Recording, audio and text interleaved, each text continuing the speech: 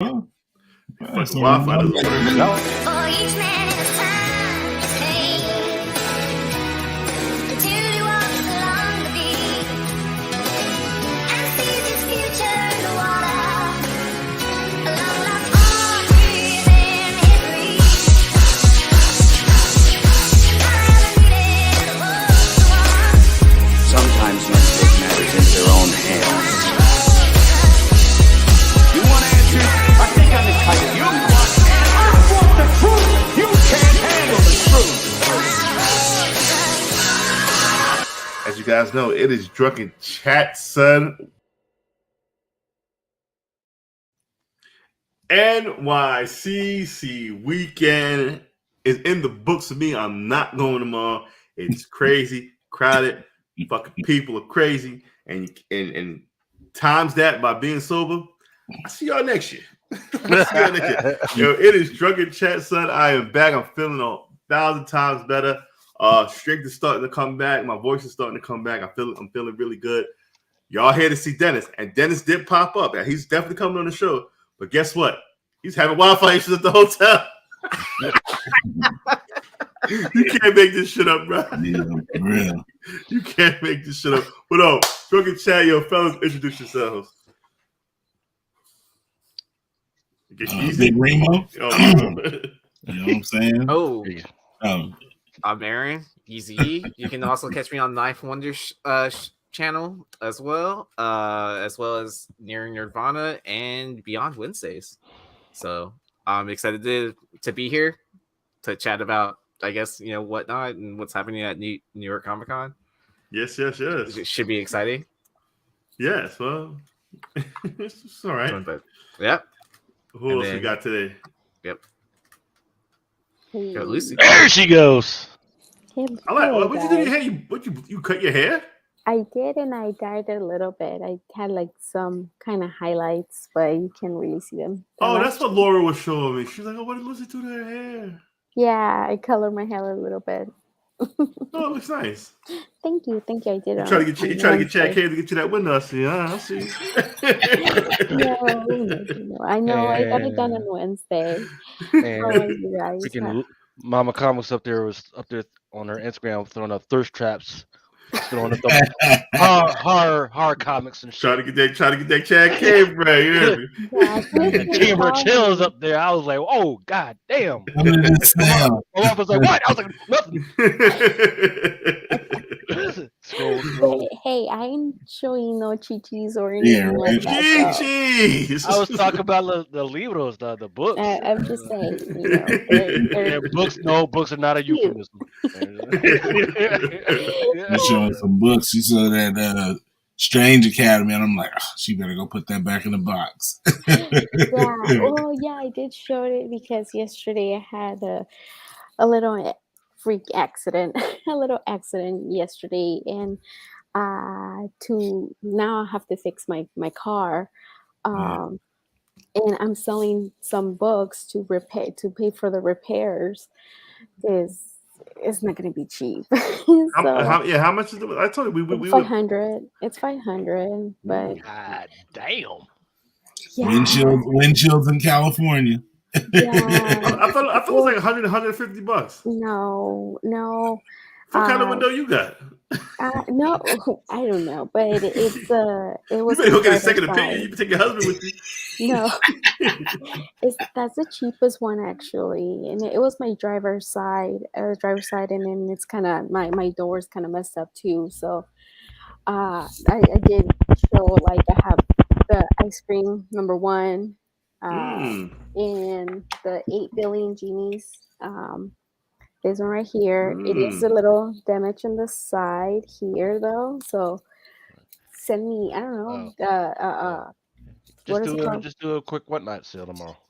Well, the thing is that whatnot, I haven't done one in forever, and it doesn't pay me right away. So yeah, that's right. Right. Yeah, that's right. So okay. I need the cash. I need the money. Yeah. So plus they take you with percentage off. Show some chichis. Yeah. OnlyFans. Yeah, something's killing the children. #1. Damn. Nice. The Strange Academy. Number That was one. that was the 1 in 25 there that you got. Yeah, No, that this Stranger one? that Stranger Academy should get you No, over this with one no is problem. the The foil? no, this one's not the foil. This one's the Oh, the open order. Oh, that was the yeah, FOC. That was the FOC Yeah. variant. The Jennifer. Yeah, Yeah. that was a 1 per store. No, No. No? It was no, it's not 1 per store. I think it's like it wasn't a qualifier or something. Yeah, like it was that. Like, remember all the stores ordered that copy instead Yeah. of order It- cover A. It was the final Oh, order yeah. cutoff copy. Yeah. But it was Yeah. the revealed like late. yeah. Yeah. And in this one, it's also the Bird City exclusive too. It was.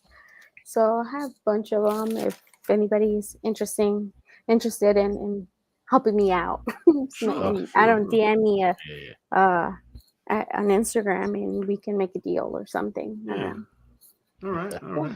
All right. Remo, what's up, baby? Oh man, you get to let off some steam after dealing with everybody at work for the week. You know what I'm saying? So I'm here, man. Here to have a good. Mhm. Good time. Who got the man of the hour? You having Wi-Fi issues Yeah. at the hotel now? Hold on, guys. There's nothing like no, being in but- the boardroom and then your phone accidentally clicks on and your volume was down and Dennis is on there. There we go. You're like, oh shit, trying to I'm turn about off to say your phone. you ain't got nobody yell at for the hotel Wi-Fi. Yeah, exactly. No, the Wi-Fi is good. It was these headphones weren't working. I had them in backwards. Okay. Lucas, how you doing? Well, Dennis. We're about to get to you in a second. Just let me say what up to Lucas, and we get it popping. Well, today's drink is Sure. going to be Gold Label Reserve Johnny Walker. Trying to get rid of some of this alcohol before eggnog and all the holiday alcohol stuff freaking comes Ooh, out. I'm excited for you, Lucas. Yes, ma'am. In fact, I got a wine tasting tomorrow wow. at 10 o'clock in the freaking morning. Dude. Y'all gonna be lit by 11:30. Motherfucker still drunk from tonight. Oh yeah, that's just the way it is. And then, once again, luckily I drive out in the valley. There's not a lot of cops around, and just be driving through the mountains, just enjoying life. Just if that city life ain't for all of us. You know what I mean? My man Southern Smoke Comics. Big shout out to him, man. Big shout out to the comic chef. Is that my my man Richard? Great dude. Great meeting you, NYCC. Great talking to you. He loves all of us, bro. And it's good He's amazing. It's good to have good fans that are good people. I was speaking to him for like about at least an hour. Great guy. Very good meeting you. Thank you for all the kind words. You're an amazing brother, man. Much love, man. Much love. Dennis. Where is he? Is he frozen?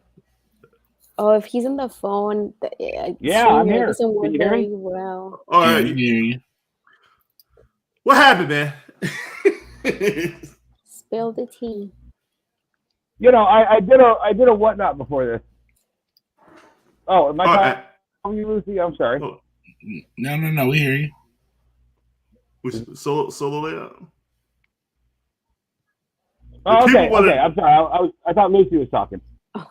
No, so it's real easy, guys. Apparently the Wi-Fi sucks in Javits. I know this. I knew this going 10 years ago. The Wi-Fi sucks. But here's, I've kind of just come to the final understanding on this whole thing, which is real simple for me. If let's just say Marvel Comics asked the cast of Avengers to show up at Hall H so they could live stream it all over the world and to promote the thing, and everybody puts their nice outfits on and they hire security and they get cars, and Marvel Comics, before they walked onto Hall H, made sure Hall H had enough Wi-Fi to broadcast the Avengers panel from San Diego Comic-Con before they invited everybody there. You know what I'm saying? Right. If your job at Whatnot is to make sure that five people streaming 5 people 3 hours in a weekend, you better goddamn make sure that all those people have enough Wi-Fi to do their job. I came there ready to work. I came there ready to do my thing. Okay, you see my thumbnails. I scheduled all my shows, had them out. I got up to 80 people watching that show, but I couldn't sell comics because the stream was saying weak signal. I wasn't using my phone. You know, Mel knows those first couple shows for Whatnot, we were all using our own phones. This is Whatnot's phone. This is Whatnot's wire.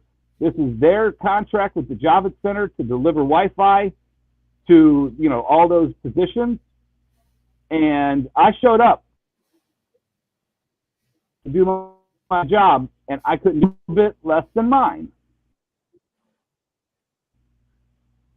Mel's commute, and I said it here last week. I think Mel and I both got a shaft on this one. But I drove 10 hours that night. Jeez. I rolled in that morning with 36 hours awake and coffee at Chelsea Diner. Okay? That was it. So I lost my cool. I'll admit that. What's my son doing over Hi, here? son. Oh, sorry. You just admitted me. You just made me admit on TV, on this show, that I allowed an under 25 person to drive my rental car. Thanks, son. Okay, so back to reality. Yeah, because I wasn't going to make that on 36. I got like 1 hour of sleep in the car. So, yada, yada, yada. Whatnot, positioning the satellite away from... Yeah, no, I don't know. You know, I said on my stream that I did right before this show, I don't know how this shit works. I'm just a simple caveman doing my shit. Okay? I know how to sell comic books. I can sell them on Whatnot. I can sell them on eBay. I can sell them at a show. I can sell them in person. But I don't know what makes 5Gs happen at a booth. That is not my world. Okay? But if you give me a phone that's plugged into a wire, tell me to log in, make me drive, you know, or, you know, they didn't make me drive, but they offered me the position. I showed up to do my job, and I couldn't do my job. And you would think it would be in their best... and I lost my shit. Right, and you would think it would be in their best interest to make sure that there's a tech on hand, because every minute that you're not live and doing your thing, that's money that's coming out of their pocket. You would think. Out of their pockets, out of my pockets. But guess what? They've already spent the money to be there. You know what I'm saying? Right. You know, they bought the little claw machine that they expect everybody to use. They bought the canned soda, whatever. You know, they were there to do their job, but their job wasn't to stand on stage like a trained monkey and sell comic books to promote their app in their booth. Mm-hmm. That was my job, and I couldn't do my job. So It's like you're wasting time, you know. Not only that, but you're wasting your time that you could have been making money at your house, you know, if you're doing the That's show the there. thing.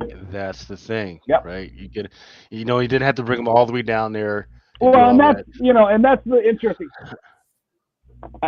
I came in to see Mel this morning, and I'm like, hey, Mel, where are you at? And he's like, oh, I'm over at Phil's booth, Vintage Comics.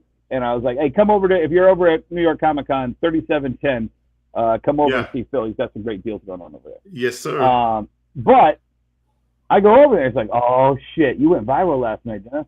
And I'm like, what? What are you talking about? He they had no recorded idea. it. Decor recorded it. And I'm like, what?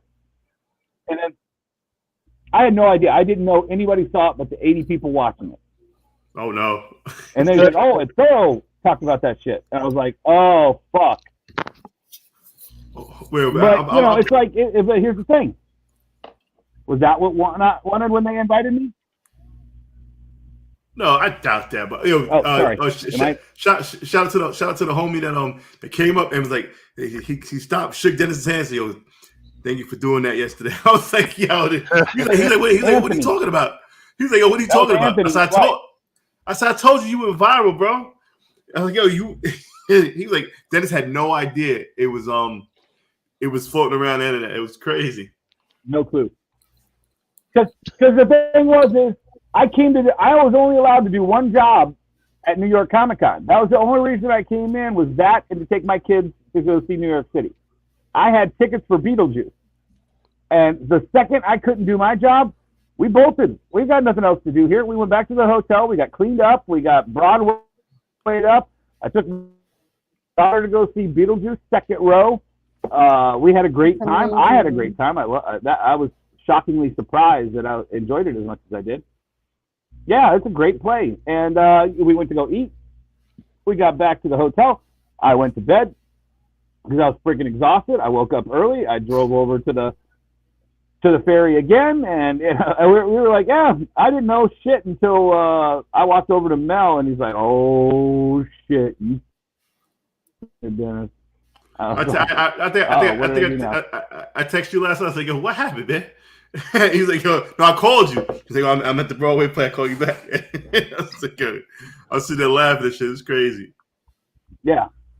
All right. For someone that works in networking, I had no clue. Networking for IT, this is a basic rundown of how the Wi-Fi is set up at a convention, right? So Java Center, they have their own internet service provider, and then the different vendors throughout the area, like so Whatnot would rent ISP space or some sort of network segment where they set up each individual, because at each of those booths they provide a phone for you and it's connected to whatever their network is, right?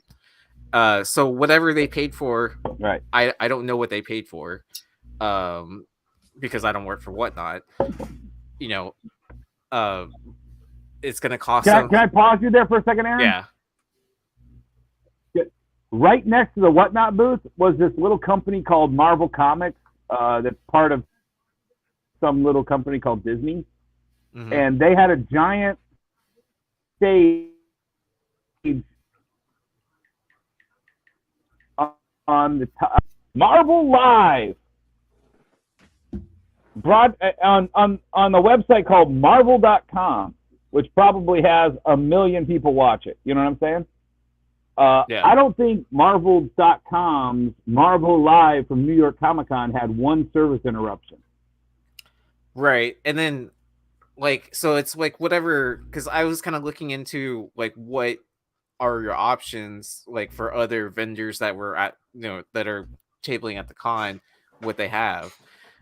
So it just depends on what how much they spent to have a decent, especially if you're streaming from 5 different phones, you're gonna have to have a pretty decent amount of bandwidth. And then on top of that, as more people enter into the convention, your Wi-Fi signal and all that is going to start declining as more and more people show up to this convention. So that's just like. So my man Biggie's passed the video to Thorough. Biggie's that's my dude. Biggie's always is in the stream. He helps me out a ton on my Whatnot stream. Shout out to my man Biggie's. So he's the one. That's how the video started going viral, Dennis. Right. But Aaron, irregardless. Okay. Well, Bigsy Bigsy's my boy. I love Bigsy. Yeah. I mean, sure. Regardless of how it was supposed to work, you're supposed to still have that one tech guy that's there on the freaking spot, ready to freaking. Then one of our guys is fucking pissed off. I better be here and freaking hold his hand and go, yep, I affirm that your shit is fucked up. There's nothing I can do for it at the moment. Something, not just ignoring a dude for fucking 15 minutes, because 15. Yeah, dude. Yeah, because I run a whole show. Like when I do my Whatnot shows, right? I run my shows for like an hour. Right? Oh, I love it. Yeah. And that's half the revenue for the fucking week. So 15 minutes think about how much revenue. I mean, Dennis throws up some big books. I throw just up like some dollar books, and I make $100, $200. Well, yeah, I mean, and so for every think about 15 minutes. I think Dennis usually makes the 1,000 to 2,000. So for 15 minutes, that's at least $500 that he's not freaking making during that freaking time. So Is yeah, it so better and if then you take your own? Like, can you take your own hotspot? Maybe that will help people. Right, but Like, the if thing you is, have in your some own. so if you're using a hotspot, that's also using cell signal as well. And so just imagine whatever your cell phone signal is inside the convention. No, but there's like some portable ones that the ones that they. yes, but it's competing, right? It's competing bandwidth, right? It's just competing competing agencies fighting on the same bandwidth, no matter what you do. The company that has the strongest bandwidth is the one that Lucy, has I'm the with you. easiest. I don't know how the Wi-Fi gets there. Right. So, shout out to my man Bronze. I'm with He you, got a Lucy. question. I don't know how the Wi-Fi gets there, but that ain't my job. Sure. So, the question for you, Dennis, is: did Whatnot invite Dennis to the booth to stream there in the first place, or So was it just, open to can you all? hear me? Yeah. Yes. You're probably delayed because of you are lagging. You need to stay in a Marble hotel. So you'll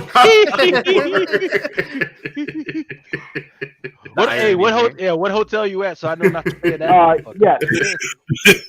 Got terrible Wi-Fi. Yeah, the executive suite. The executive suite's in New Jersey. So you're in Jersey. You're not an executive. I ain't got nothing to worry about because I stay in New Jersey anyway. So they Whatnot invited you, right? There, of course, they invited you to stream on this live stage. All right. Yeah. What are some of the people saying? Yeah. Shout out to Comic Chef. He says there's just too many tall buildings and some have spider webbing also. Yo, listen, the buildings, and Dennis is right. Marvel shit didn't crap out once. I didn't have service for the whole time I was there. Matter of fact, when Phil was trying to use his card reader, he had to walk all the way to the middle of the show with somebody's card and do the little card reader thing. That's how bad the Wi-Fi is in the Javits. That's terrible. That's terrible. Yeah. So it wasn't just Whatnot. It was the whole convention. Yeah. And that shit is surrounded by fucking steel and big ass old bricks. It's crazy. But they know that. Right. Yeah, absolutely. I'm not making excuses or nothing. But the whole shit is fucked up. But then that's like you said, that's on each vendor to make sure they pay for the proper. Well, that's also the infrastructure of the building as well, because you have to remember anything with wood, thick bricks, and stuff like that. No matter how many access points you have, which is what provides wireless signal, like that's going to get interfered by the steel beams, by the giant brick walls. So, like, the problem. So you got the sale. So there, you can hire a company to come out with these trucks that boost the cell signal that allows more people to be on their phones using LTE, the LTE data signal. But a lot of these conventions, they want to try to keep the overhead as cheap as possible, even though bringing those trucks out will probably cost a couple of dollars for every vendor and every ticket that they sell. Instead of going ahead and doing that and spreading the cost out to get, the trucks out there to boost the signal, that way when people in the convention, they're not having to connect to the convention Wi-Fi. So that would enable all of the vendors to keep a strong signal with the Wi-Fi that's actually in the building, and then everybody that's just there is, a normal person can use their card reader.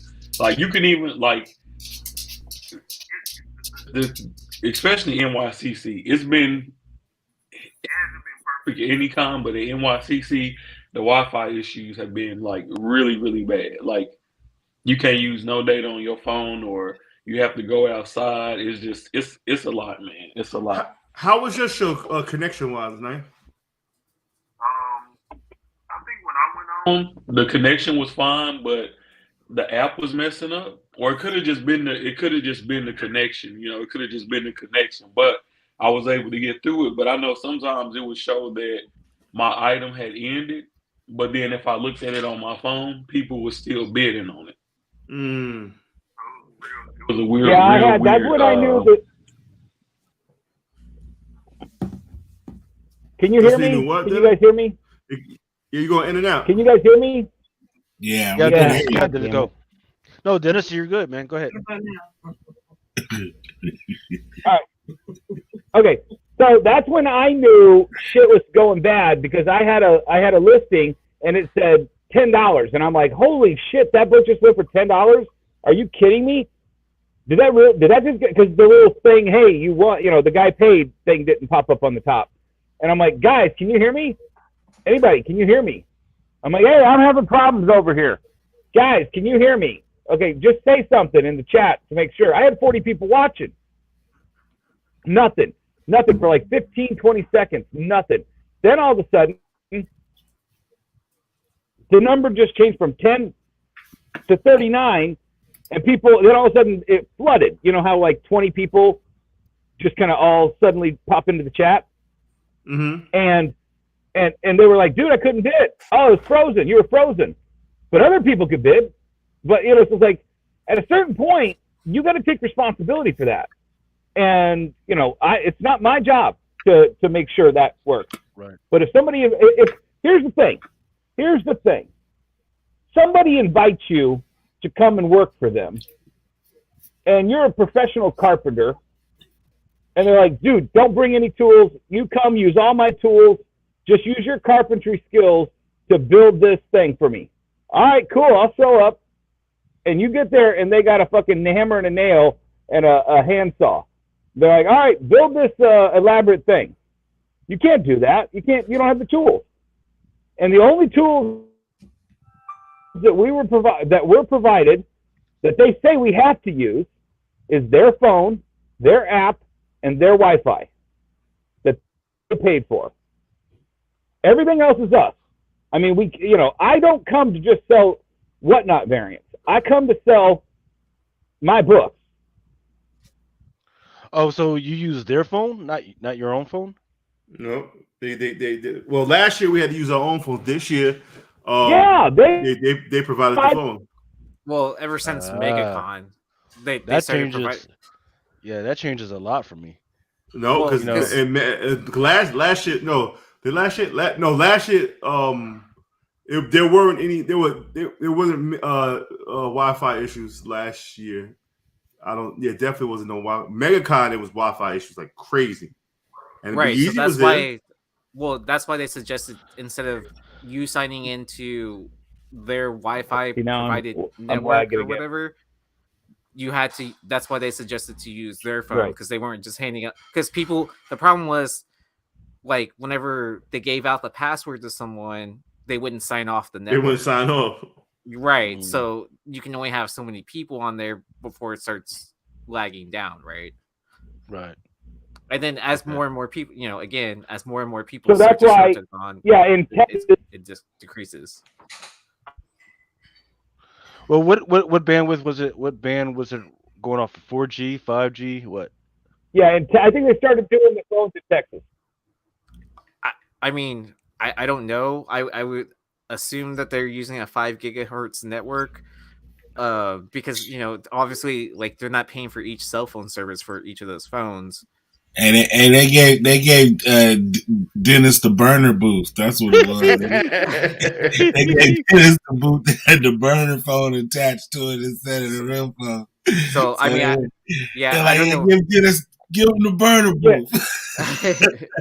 But you know what? So here's the deal. Like, I understand that there was always going to be issues, Dennis, but what I don't understand, and I will never understand, is why they just didn't have a tech there just to help you out and just to freaking stand by. That's what freaking pisses me off about IT, Aaron. And like I said, and I haven't talked to Bolo about this. I don't work for what. I haven't talked to Bolo about this, but Bolo was over. Bolo was over helping Javon. Somebody was helping somebody else. There's all the guys in the middle and the little thing. Jim was just sitting over there waiting for his turn to go. I think he was late or he was, not on. But either way, Jim was just sitting over there. He's like, and you sit there and you're just like, dude, I know my voice carries. If I come on this show or Brian's show, the first thing in the chat is, oh, turn the volume down. Dennis is here. Okay, I'm loud. I know it. I do that. That's my thing. Okay, but if you're pretending, like you know the episode of Family Guy where Joe says, "Hey, you don't want anybody to look over your way. Watch this." Oh, I've fallen out of my wheelchair. Oh. And it was like me screaming, "Hey, can I get a tech support over here?" I felt like Joe falling out of the wheelchair. Nobody wanted to look my way. Everybody pretended they didn't hear me. So they have tech people on the premises or in that area for that? That's a good question. I don't know. Better. Like you could have been yelling for somebody that didn't exist. You know what I'm saying? Like you're like, IT, give me some help, and they're like, who the fuck is he talking? But you're a fucking IT company. What's IT out up in this? You're an IT company. Send me some IT. I'm drilled too. The thing is, Whatnot is an IT company. They're an internet company. They better fucking have. Yeah, but you know what I mean. If you don't have tech people on the premises that you hired. Ain't nobody gonna come and help you out when that would be ridiculous to have nothing but sellers out there on the fucking floor. And people that set up the booths. Like I'm trying to figure that would be a huge production if they did something like that though. I'm sure Marvel had a IT team and a sound team and audio visual. It's called all that stuff. But I'm sure Whatnot it wasn't doing nothing like that. I mean, you talking Disney money now. I mean, shit, they got everything. Well, that's what I'm saying. Whatnot's got an infusion of fucking billions right now. They better fucking have an IT guy. I mean, do they have access to it? Like, who has access to it? Dude, you go into what? All I know those fucking career joints of they're looking for people to hire for IT joints. Right yeah, I mean, most of the time they're just looking for coders too, right? Yeah, that's what I'm thinking. Improve onto the app. They don't have like a support team. Hey, Whatnot. If you need an audio visual guy to just run around and hook up phones and listen to Dennis, hire me. I'll connect people to Wi-Fi. Like, hey man, I'll walk up, wiggle the wire. Hey, I'm sorry, my boy. We ain't nothing we can do right now. Hey, Dennis. Hold on. We're gonna flip the on switch on the back of the router. Oh, that didn't work either. Damn. Did they say anything to you? Did like Chancellor or Jack say anything to you? So Jack didn't say nothing. Chancellor came over, and the only reason Chancellor came over was the little girl that came over to tell me to wrap it up in 5 minutes. I pulled her into this drama. I shouldn't have, but and I said, look, I've been screaming for 40 minutes. Can somebody get me an IT guy or somebody come over and look at this? My signal keeps dropping out. Nobody will hear me. I screamed, who do I have to blow to get a Wi-Fi signal in this? Jesus Christ. And she immediately went a different direction with what I said. She wasn't quite used to the dentist because she went over and talked to Chancellor about the big scary fat guy sexually aggravating her, and he came over. He's like, Dennis, we got to talk. Can you pause your stream? I don't know how to pause the stream. I got 5 more minutes, and I haven't had a good sale in the last 40 minutes. And I'm like, let me wrap this one last book up, and of course it jammed up, and I'm like, look, they're saying in the chat, it is not Dennis's fault, and he's looking at the chat. He was like, it is not Dennis's fault. You guys suck, blah, blah, blah. 80 people watching. And he was like, okay. So the second we went down, he sat down next to me because there's always a second seat there in the thing. And actually, he asked the guys that were supposed to come on after me, and I didn't want to take their spot, but I already did. And I was sitting there, and I'm like, hey, look. And he's like, look, Dennis, this is the situation now. We got real HR departments I'm going to have to talk to about the way you talk to this girl. And I'm like, I didn't talk to that girl any other thing than just to vent my frustrations. I did not proposition her, or anything like that. And he kind of took it this way. I kind of pulled it this way. At the end, I'm like, look, I'll apologize to her right now. I have to talk to her first and make sure she's being able to talk. I'm like, whatever. But I was willing to apologize to her then and there. I had no idea this thing blew up last night. So nobody's contacted me. I wasn't invited to the party in the first place, so I didn't get to talk to anybody at the party. So, I'm just sitting here and I'm, oh, wait, hold on. I can't even read that. No, shout out to Dick. You might as well. Dick Chevrolet's. He knows what the pricing costs for Wi-Fi internet, and thank you for this information because this shit's fucking expensive. 13,000 for 20 Mbps, which is megabits per. But I mean, that ain't shit. Yeah, but here's the thing. I brought $10,000 worth of comics to spend. What not to take of my $10,000 would be $1,200 in that 1 hour. Okay, they gave all of us a $100 Batman book to sell. Okay, that's 30 people with a $100 Batman book minimum. That's $3,000. Or was it? Is that 30 times 100? It's 3,000. Okay, $3,000. There's another couple $100 to throw into the kitty. They know how much they make when we're all there. Okay, if they can't make the math work, then either don't invite all of us, get less Wi-Fi, or whatever. You know what I'm saying? Well, the only problem is that I think that it's hard to ask for them to have this amazing connection when you're at the Javits Center. Everybody's using the right bandwidth. I think that they're in a lose-lose situation. But if anything, what should have happened is somebody should have came over to you and said to you, hey, this is why it's going on like this. There's nothing we can do. We've been having troubles all day. But it sounds like nobody came over to you and talked about it, right? At all. Wait, the problem is also that he was they only opened an hour before. Brian, they only opened an hour before this. Yeah, I know, but one of the first shows that were on the app for the convention. Yeah, but that's what I'm saying. So it doesn't matter. The even if you're the first show before you went on, you should have been told hey, the bandwidth is spotty here. It's been a battle, in the recent past, this and that. But more importantly, somebody should have came over to you and talked to you when you were saying, hey, I'm having problems here. Nobody even talked to you beforehand. Nobody came over and talked to you during. I think that's the biggest problem. I mean, you can't blame them for the Wi-Fi, but you can say hey, I've been angry about this. I've been saying something about it for the last 40 seconds, and nobody's even shot a look my way. That's exactly what he did. Exactly. I mean, like I said, I wasn't there. I don't know what their policies are. You know what I'm saying? But I was at, woulda, shoulda, coulda. You know what I'm saying? But Dennis, what was it like in previous cons? Did any of you guys have any problems at previous cons? I know a lot of people. MegaCon. Yeah. Last show, Knight would be the best person to answer that question. I think he's been to every con this year. So, what was the worst and what was the best? Yo, the best was probably San Diego Hero House because we wasn't streaming from the convention center. Good point. We had the Hero House. I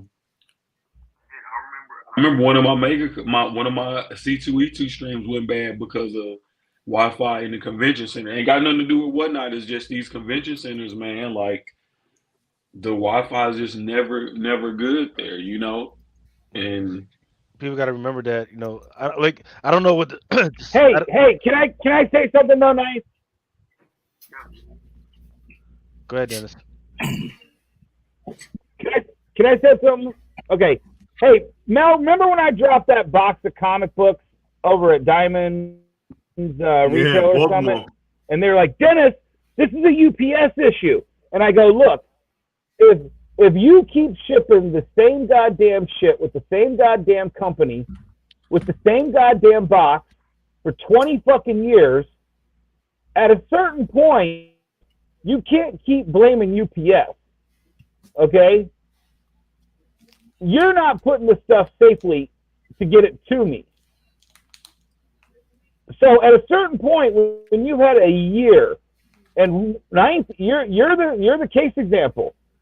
If you are seeing bad Wi-Fi at C2E2, bad Wi-Fi at this, Texas was good, Denver was okay, I heard, you start seeing, at a certain point, it's your job to prepare for this shit. It ain't that the convention center fucked them.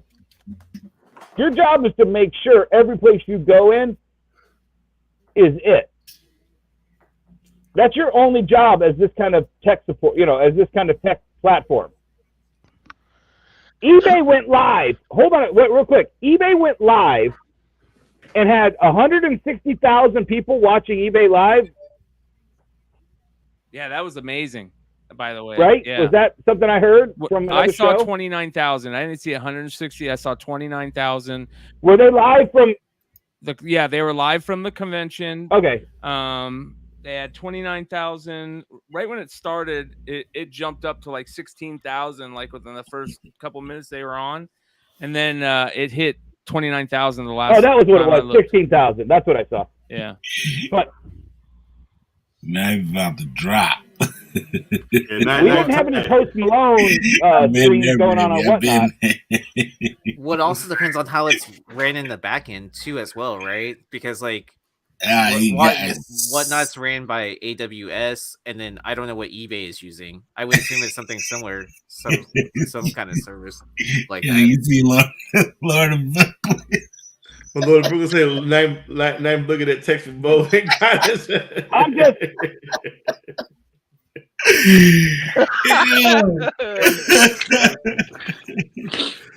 Man, that's crazy.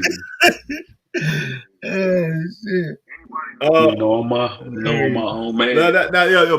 Bronze Age.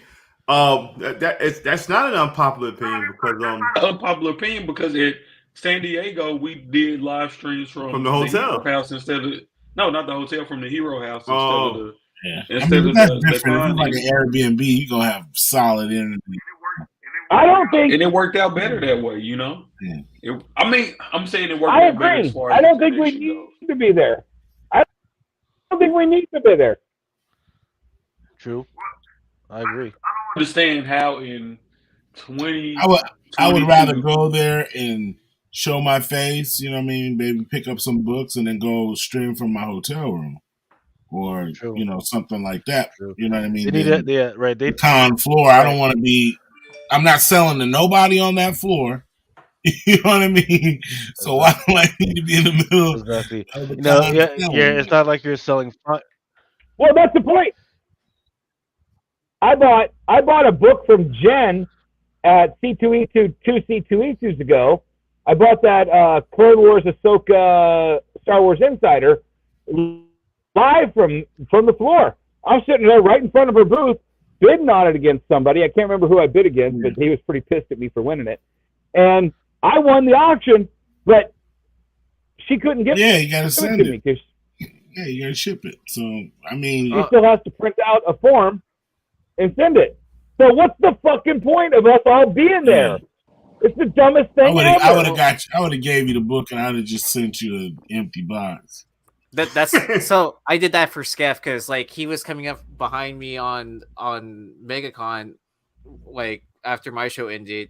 I sold him a book. I just handed it to him, and then I mailed him something else. Yeah, exactly. Like some cards or something like that. Yeah. Something in a smaller package, where it's I never got my prize for the wheel. Did you ship? How long ago was that? I know, right? Hockey in the building. We've been looking for you, Hockey, man. It's been months, baby. How you living, man? Yeah, what even book was it? I don't even. Just ship a bag and board with the printing label on it, right? Yeah. So all right, so we I think we're finished with the Wi-Fi gate. You know what I'm saying? We've got a ton of stuff to talk about when it comes to NYCC. I met a lot of good people. Shout out to everybody who came up to me, show me mad love. That is always a humbling humbling experience that will never, ever, ever get old. I love all you guys to death, for real. That shit is mad. That's just like yo, Mel, I like what you're doing. I love Drunken Chat. I love everybody in the Drunken Chat. Tons of people came up to me saying what up to me. That's just some real good shit. That's a real good feeling. Now he's about to fall asleep and shit. He fighting dope, baby. You got him at bay. I'm in Mel today. Well, I'm in Mel Wednesday. Yeah, you about to get taken off on like Draymond Green. Go to sleep. Yo, I still didn't see that Draymond Green. Guys, Oh, man. I just wanted to hop on and say, anybody that's at the convention, come see me. Yes, yeah. Put that. I'm on going to take off too, guys. Put that on the big screen. We got the trade. Brooklyn sexier 35-27 at NYCC. We got the trade. We got the Virgin. Super official with the NYCC logo on the back. And then we still got some of the graffiti variants left as well. So y'all come by and see me tomorrow, man. If you in the city, if you're gonna be tomorrow, come by and see me. Come pick up a variant. Let's talk comic books. And yeah, but I gotta go to bed, man, because I gotta wake up early in the morning and get back to it. Yeah, well deserved nap, man. Yo, have a good nap, my man. All right, man. We'll talk this week. All right. Have a safe trip. Dennis, what you were saying? Did Disney Wi-Fi what? In the hotel? No. Well, I don't know. Where did I lose off? I don't know. You said you were about to go? Why? I'm glad she's got those headphones in.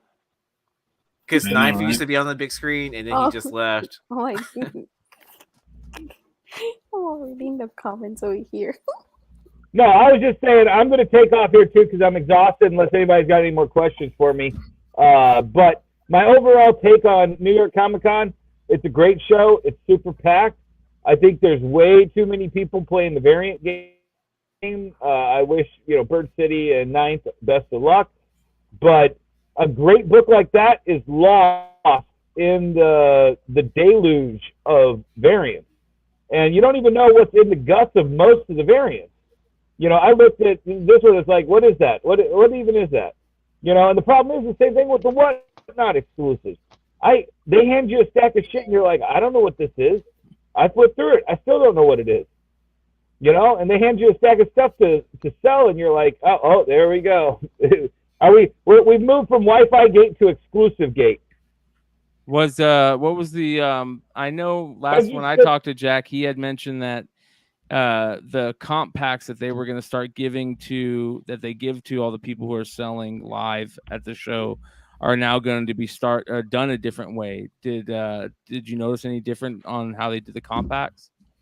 Everybody absolutely. So I showed up and all of your favorite person, Mello, handed me my box, and we all got the same shit, and my box had a G on it.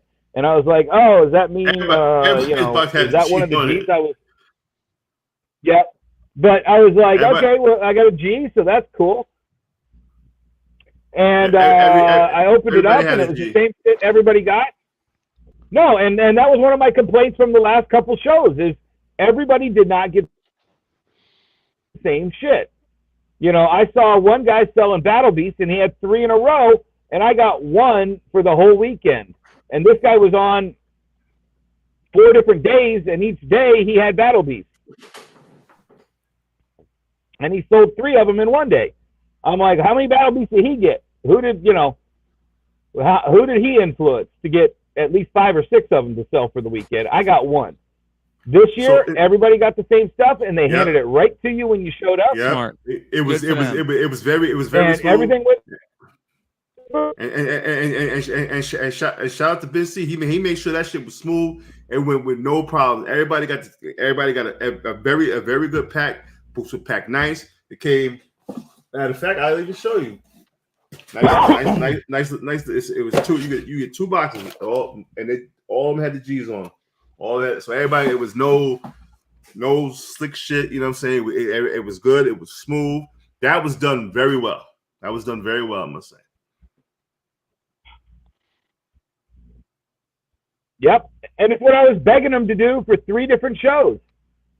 and I felt like I got screwed out of, at 3 different shows, my comps were not the same as everybody else. This year, everybody got the same. And then I walk up on that stage and I type into that phone they provided, and then we saw, I didn't see anybody else's stream drop out except for the one on the end, me. Okay, well, I had 75, 80 people watching me. That was the most I've had in a long time on Whatnot. I used to get 85 to 100 watching. Yeah, me too. So, Jim Mint had a signal blocker. I used to get 80 to 100. I get 30. But they got, they fixed one problem, there's another problem. They fixed that problem, there might be another. I don't know. The point is, I said it here last week. I'll say it again. I'm not. I love the app. I'm still going to use the app. I love the connection I make with the people watching. I don't know if they're going to throttle my signal after this incident or if I'll still have the. But the point is, I love the app. I'm going to use the app. I'm just not going to be. I'm not going to be shilling for the app because I am not. I don't feel like I've been treated fairly. I don't feel like that anybody gives a shit if I'm there or not. Maybe that's because I'm the way I am, but nobody has contacted me since this happened. Bolo didn't send me a message. Chancellor didn't follow back on me. Mello hasn't talked to me. Everybody knows this shit went down, and it's been a day and a half now, and nobody's said 2 firms. That's go fuck yourself, Dennis.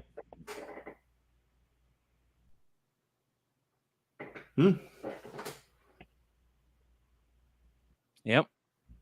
Well, that's a bummer. That's a bummer that you feel that way, especially after kind of, when it all first started, you were a big proponent of it. So, and I think a lot of people really. That would be like CGC. That would be like CDC taking a piss on all my books and putting them in plastic and say, here you go. It's like, dude, I get how great you are. I get how, unique you are. I am totally sold. I'm the last person you need to convince that you're doing what's right. Oh, wait, you just took a giant shit on me. Or you just allowed the universe that you control to take a giant shit on me. Okay, great. I see where I stand. Thanks. Yeah. I put one before now. Age of Apocalypse. There you go. We got issues. That's my man right there. Yeah, I try to be. You know what I'm saying? I try to be a good seller and whatnot. Like I said, I don't really. The only machine I have behind me is promotion I do on Instagram and McClay and on the Amazing. Well, let me say one more thing before I take off, though, guys. I built what I think is one of the best mystery boxes. I have it all preloaded. I think I have it currently scheduled for 11 up against Mel. I'm going to try to move it to 10 o'clock and be back here in the hotel by 10. If not, I'll probably move it to 12 to get on the other side of Mel. So yeah, don't miss Mel's. I will be moving my show, but I'll be running that mystery box live from New York tomorrow night. Bolo in the building. He hear everything.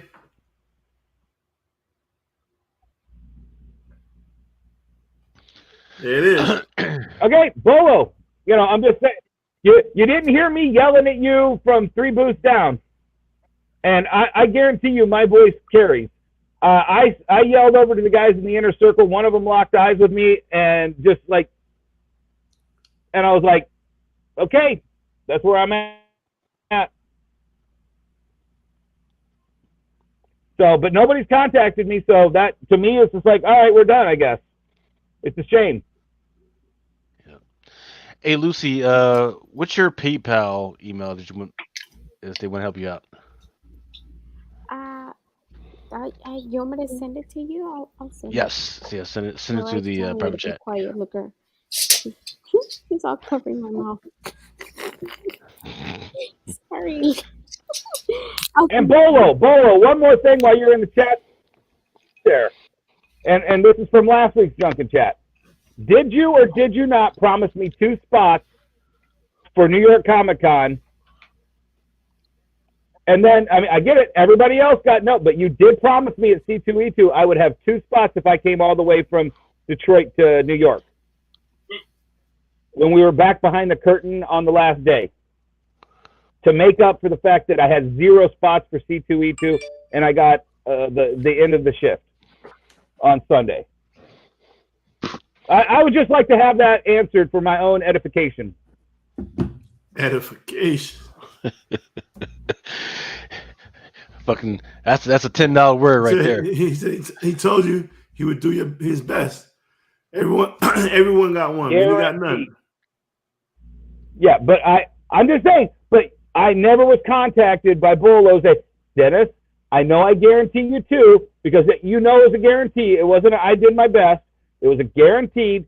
You said I will get you 2 spots, and then when it came down that everybody got 1 spot, that's fine. But contact me if you guaranteed me 2 spots, and I got stuck. You know, I got shifted to 1. I don't even know what that means.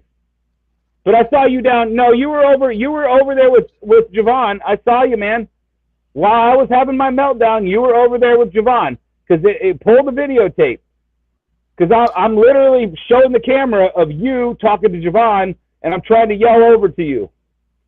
I definitely think you guys need to reach out off air and handle it like that. That's fine.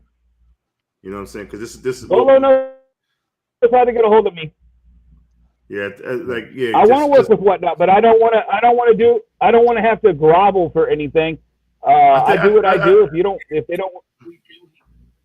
Yeah, just handle this offline, and we'll talk about NYCC and this green market here, which is I think this is fake. This is all fake news. Lucas is showing us. What? No, he's showing you last year's. Yeah, this is last. So this is last week's. Yeah, last week it was red. Last week was red. This week is green, right? Yeah, we got several things to happen. Number one, the job situation was like 35,000 jobs to the U.S. economy. That was weird.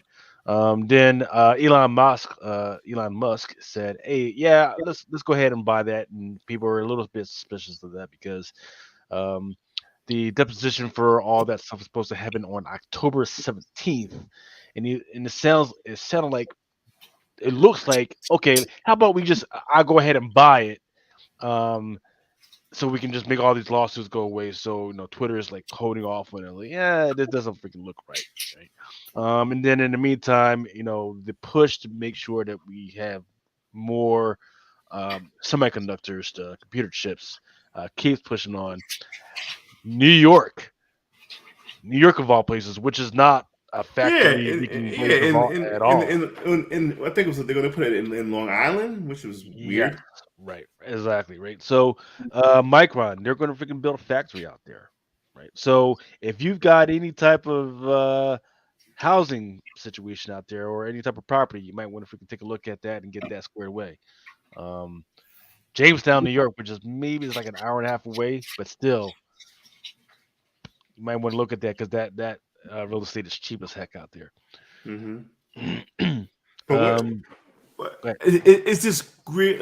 So Lucas, is this green an indicator of good things to come, or this was just a good week?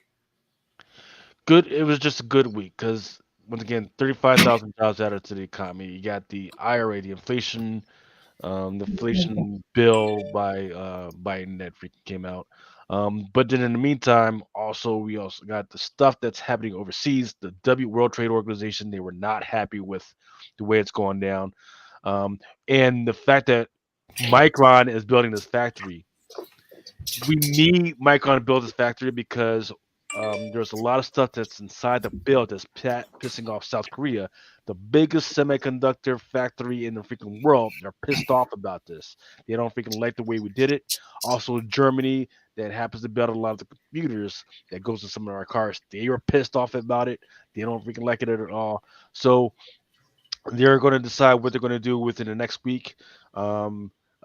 China, they've got their election coming up on around the 17th of October, I believe, or somewhere around the middle. So there should be, I think a lot of people are waiting to see what they're going to do. Got to remember Russia and Saudi Arabia got together and are collaborating on OPEC and oil. That's another big thing. So oil prices were down for 30 cents for just a hot minute. Now they're just crawling back up. So there's a lot of stuff that's happening just this month that could determine like where we're going. So if you got like, hey, if you need the money, go ahead and freaking sell now, right? Go ahead and freaking grab the money now. Make once again, I in fact I think I told everybody last week, hey, if you got the stocks or whatever, you got the books, sell that stuff now because I can't tell you that in November, December that people aren't going to be selling. See, my question is, shout out to Hi Nathan. The next round of Fed, how does the Fed hike? So somebody break it down to me. How does the Fed hiking interest rates help the economy? Well, or prevent inflation. Right. So what it's supposed to do is it's supposed to make it more expensive for banks and other countries to buy dollars. What that does is it slows down the prices that they can charge and bring in for everything, right? So the big thing during the summer was there's a lot of minimum wage workers that says, well, I'm getting minimum wage, but that doesn't do anything. Even if you gave me 10 cents, 50 cents, that doesn't do anything for me because everything's so expensive, right? I can't even buy a house because houses are so expensive. And the reason why things were so expensive is because the banks were freaking just grabbing a whole bunch of money and the money just wasn't freaking coming back. That's the same thing for when it goes overseas. A whole bunch of countries were buying dollars at very cheap rates. And with that going on, the more money that's going out, the more expensive everything is. So it's like, okay, how about we raise rates on every time they freaking try and freaking borrow dollars, and the money stays in the freaking coffers. Now it sounds bad, right? Like, hey, if you're buying stuff off of credit, you're fucked, right? Right, you're just fucked. So hopefully, so what they expect will happen is that for these companies that are paying their employees off of these wages, is that they're going to have to let a whole bunch of people go, which will make it cheaper all across because with less money for buying just random shit, things will get cheaper, and that's the big thing. So that's why also people were a little alarmed that I talked about that $35,000. Excuse me, that 30. No, excuse me, the 35,000 jobs that came to the economy. People are alarmed at that because it wasn't supposed to go up; it was supposed to go down. Right? They were expecting between 100,000 people to 120,000 people to freaking lose their freaking jobs. Instead, we added 35,000. So that's a little bit alarming. They want to get So that number down. adding the jobs is kind of hurting the economy. No, Yes, because that's fucking crazy. Because that's more people that have more money that can afford more shit, right? And it's not like people are putting their money or socking their money away. If people were earning the money and then socking the money away, that wouldn't be so bad because it would just be rotational and just going back into. So it's like flooding the market with variance. Exactly, right. So that's the big thing with it's a whole bunch of stuff that's not really worth anything unless everybody believes that it's worth anything. That's right. What we don't want to happen is the Zimbabwe situation where you just can't let them freaking go away. And the next thing you know, we got $1 million freaking dollar bills. You're making gold, silver, and bronze worth what it's supposed to be, and not crypto. Right. You know what I'm saying? Like you're the variant to crypto, and the bronze, silver, and gold are what they are. You know what I'm saying? Right, and you right. want them to always be worth the most money. You know what I'm saying? You still want that bar of gold to be worth money. You know what I'm saying? Like it can't be where the gold is worth shit in crypto and you can't even touch it. You know what I mean? Right. That shit disappears and goes gone. You got to be able to trade with that gold still. Right. So Manny, the comic collector, says, people, stop using your credit cards. Please bring down your balances on your credit cards. For heaven's sakes, don't purchase collectibles with a credit card. Hell no. Yeah, he's right. Even though I did buy that battle piece, I bought the battle piece for my card, because I just recently got a 4% cashback card, and right. So it's one of those things. Yeah, that's one of those things that we're gonna have to come into agreement with. Like, okay, if it's 100% flip, like, you know that I've got it, I've seen it on the shelf of my LCS, and I know that by the time I get home, I can flip that bitch. Yeah, go ahead, right? Because then you won't. No, I'm keeping my battle piece. Yeah, if it's a hey, I just happen to like this cover and I want my collection. Probably don't, like I say, stay liquid. Probably don't put that on your card. However, if it's an asset, like a blue chip book, right, that you know that even years from now, that you're definitely going to be able to, it's going to add to the value of your total assets. Maybe, yeah, go ahead. Just keep in mind that every year and every month that you don't pay that balance off, You get it's hit with costing interest. you more. Yeah, it's costing you more. Yeah, I pay my shit off right away. There's a myth in the credit world where they say keep a little balance, which is bullshit. You don't want your credit utilization to go above a certain number. The best way you pay it, put it like this: if and I told Southern Smoke, the shout out to my man Southern Smoke. If the way credit works is, okay, your ability to pay back money. That's what credit is. Your ability to pay back. If you nickel and dime these people like, yo, all gonna pay the minimum. If even in the streets, you loan somebody $100, he pay you back, yo, I got $2 for you, just knock it off. No, I want my whole $100. That's how you're gonna build trust between each other. Don't give me $5 fucking Tuesday and $7 on Thursday. I don't want it like that. When you get all that bread, you pay me back my bread. Same thing with credit. You want to pay that balance off, because they can physically see that you're using the card, but you pay that before your statement due date, not your due date, but your statement due date, and it will reflect on your credit report if you pay it before your statement due date. You understand what I'm saying? And that's what makes your score go up. What helps make your score go up. Roger. And don't have no credit. Like, don't have like your credit cards are just all at zero. You want to have all of them to have a little bit of something. No, you don't. Yeah, because if you go dormant, then you lose the credit. But you have to use it. They see that you're using it, and they see that you're paying it back. No, but I'm saying, some people will pay off a card and they'll put it away. Like, I ain't gonna use that card. You use your card. Use those cards. Like, matter of fact, I got a Sangrity card. My credit limit was $7,000. They dropped it to 1,000 because I haven't used that card in over a year. And I was like, well, and that fucked my credit score. I was like, no, but if that does happen, you immediately put in for a credit limit increase, and you ask for more, and they'll give it to you. Yeah, my boy, him and his wife, they have the one that pays you the like the travel, whatever, like the plane tickets and stuff. He charges everything he does throughout the month all on that credit card, and at the end of the month they just pay it off. Whatever the balance is, they pay it off. You know what I'm saying? Mm-hmm. And then at the end of the year they take the money and the little bonus money they get back or whatever, and then you get, it's like a 1-for-1 for whatever you get a point towards plane tickets, and they go to Disney World. Exactly. Every year, in February, they go to Disney World. Right.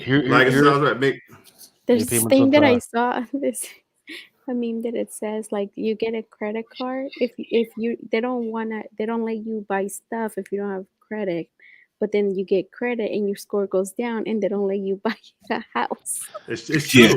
But you got like again, it's your ability to pay back credit over time. Mm-hmm. That's what credit is. That's why when you even apply for a credit card, your score plummets. But that's only for like maybe a week, maybe 2 weeks. It'll shoot right back up. Mm-hmm. You'll take that initial hit, but it'll pop up. Mm-hmm.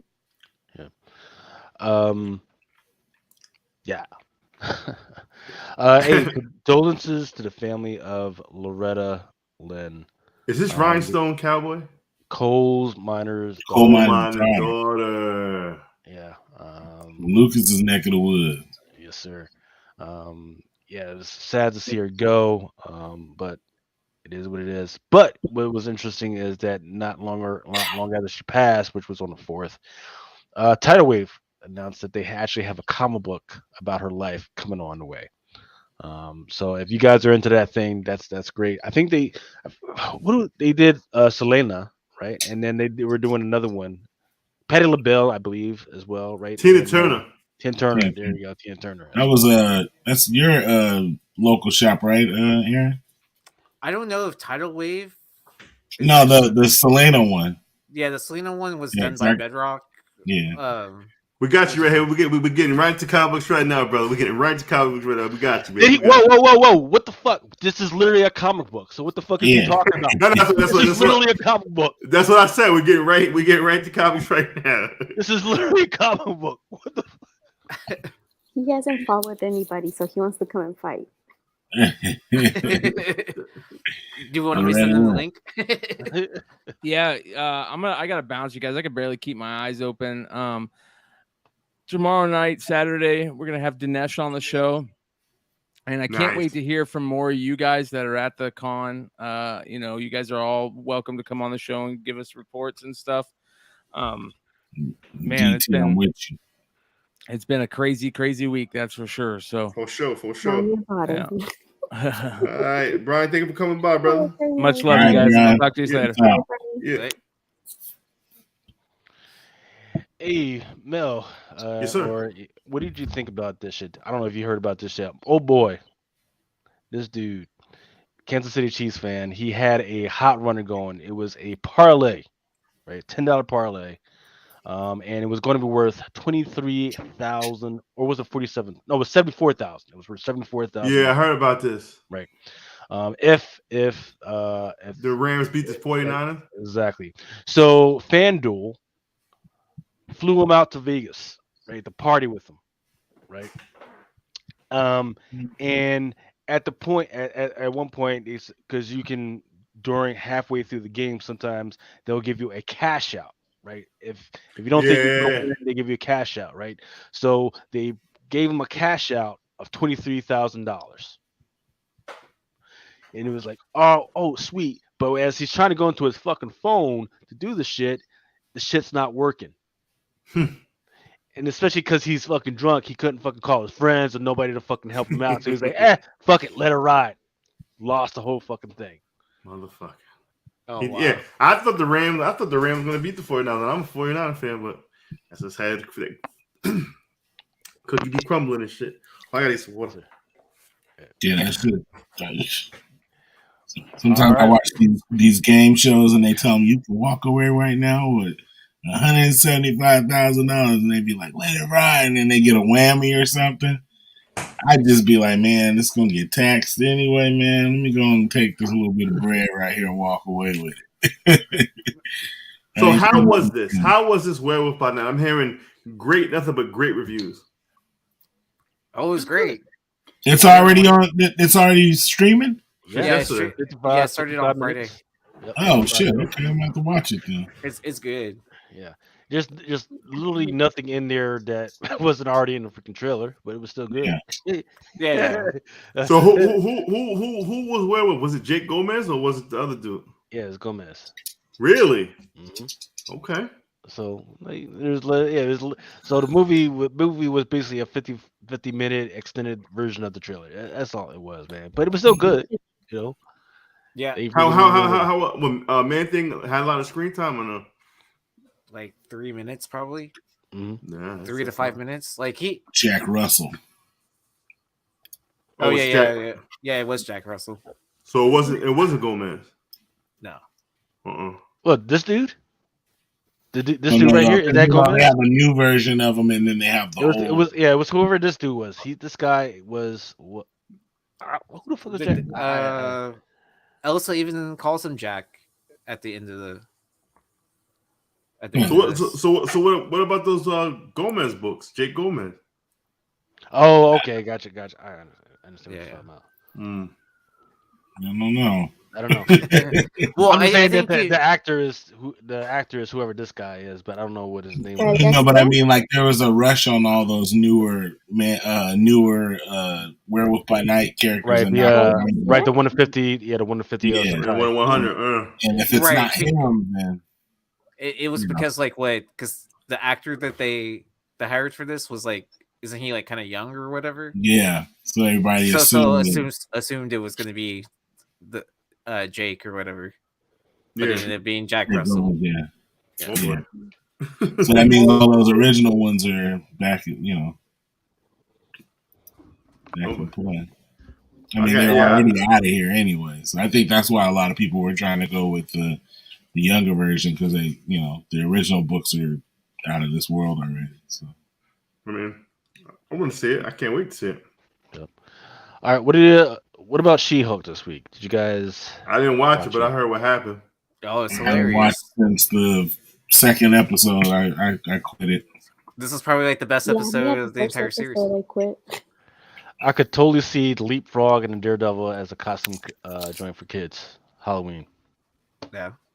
I mean, honestly, I thought this was the funniest episode of the whole series. Like I was kind of like getting bogged down by the series, and then for this one, it really picked it up for me. Well, it was the second to last episode, so yeah. I mean, yeah, I know. It should have been the earlier episodes, but I kind of get that, like, they had to build it up or whatever. But yeah, because like if they had this episode early into the series and then the rest of the series sucked, then that was just been like lame. But by this point, I'm sure not a lot of people are watching. Well, Dre, yes, I did. I see you sent the book, but I didn't read what you wrote. But I will, definitely will. I think that's why people suspect that way. Poor she who got shamed. How's she fucking on everything in this episode? Yeah, what was that? Heard she was fucking on everybody on this episode. She was just fucking dead though. Yeah. Yeah. She hooked up with one boy. So she knows he was blind then, right? I mean, obviously, like, how can he hide? Taking advantage of the handicap. He can't hide in fucking Matt Murdock at this point now. It's like, just watch the episode. It's it's a good episode. Like, right. Like you don't have to watch all the previous stuff. Like, just catch up on this one. Like, yeah. I mean, it's been fucking 9 episodes of nothing happening, but if this episode is as good as people say it is, I'll definitely check it out. Yeah, like you don't have to catch up and watch like wherever you left off at, and then watch. Oh, so you're saying they're all standalones each? I mean, I'm not saying it's standalones, but like there's like small stuff that connects for overall storyline, but like you don't really have to watch all that to. Right, I got you. Yeah. It's a good introduction of reintroducing Matt Murdock as Daredevil too, as well. On top of that, so I mean, it's not like he's just like in the episode for like 2 or 3 minutes and it's done. He's in the episode, right? Oh, look, we got a link to help out Lucy. Thank you guys. Down at the bottom here. If you guys want to help Chad Cave, if anyone send this to Chad Cave. No, it's like the mist will hit him. Lucy needs to help everybody. She needs a new window for her car. If anybody would like to help out, the PayPal donation link is down at the bottom. Let's show us some love. Right. Yeah, that's and then if you guys got a QR code, you can also use your QR scanner to put it on this one, and it should take you directly to her Venmo page as well. Yeah. I show some of the stuff that I'm selling. If you want, I'll send you guys something. I might want that Strange Academy, but well, I take your offers.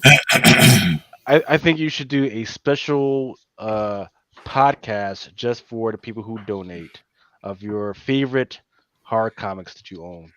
Oh, that'll be cool. Yeah. Like a Patreon. Oh, yeah. OnlyFan. Never mind. Right. Yeah. What you call them, chachis?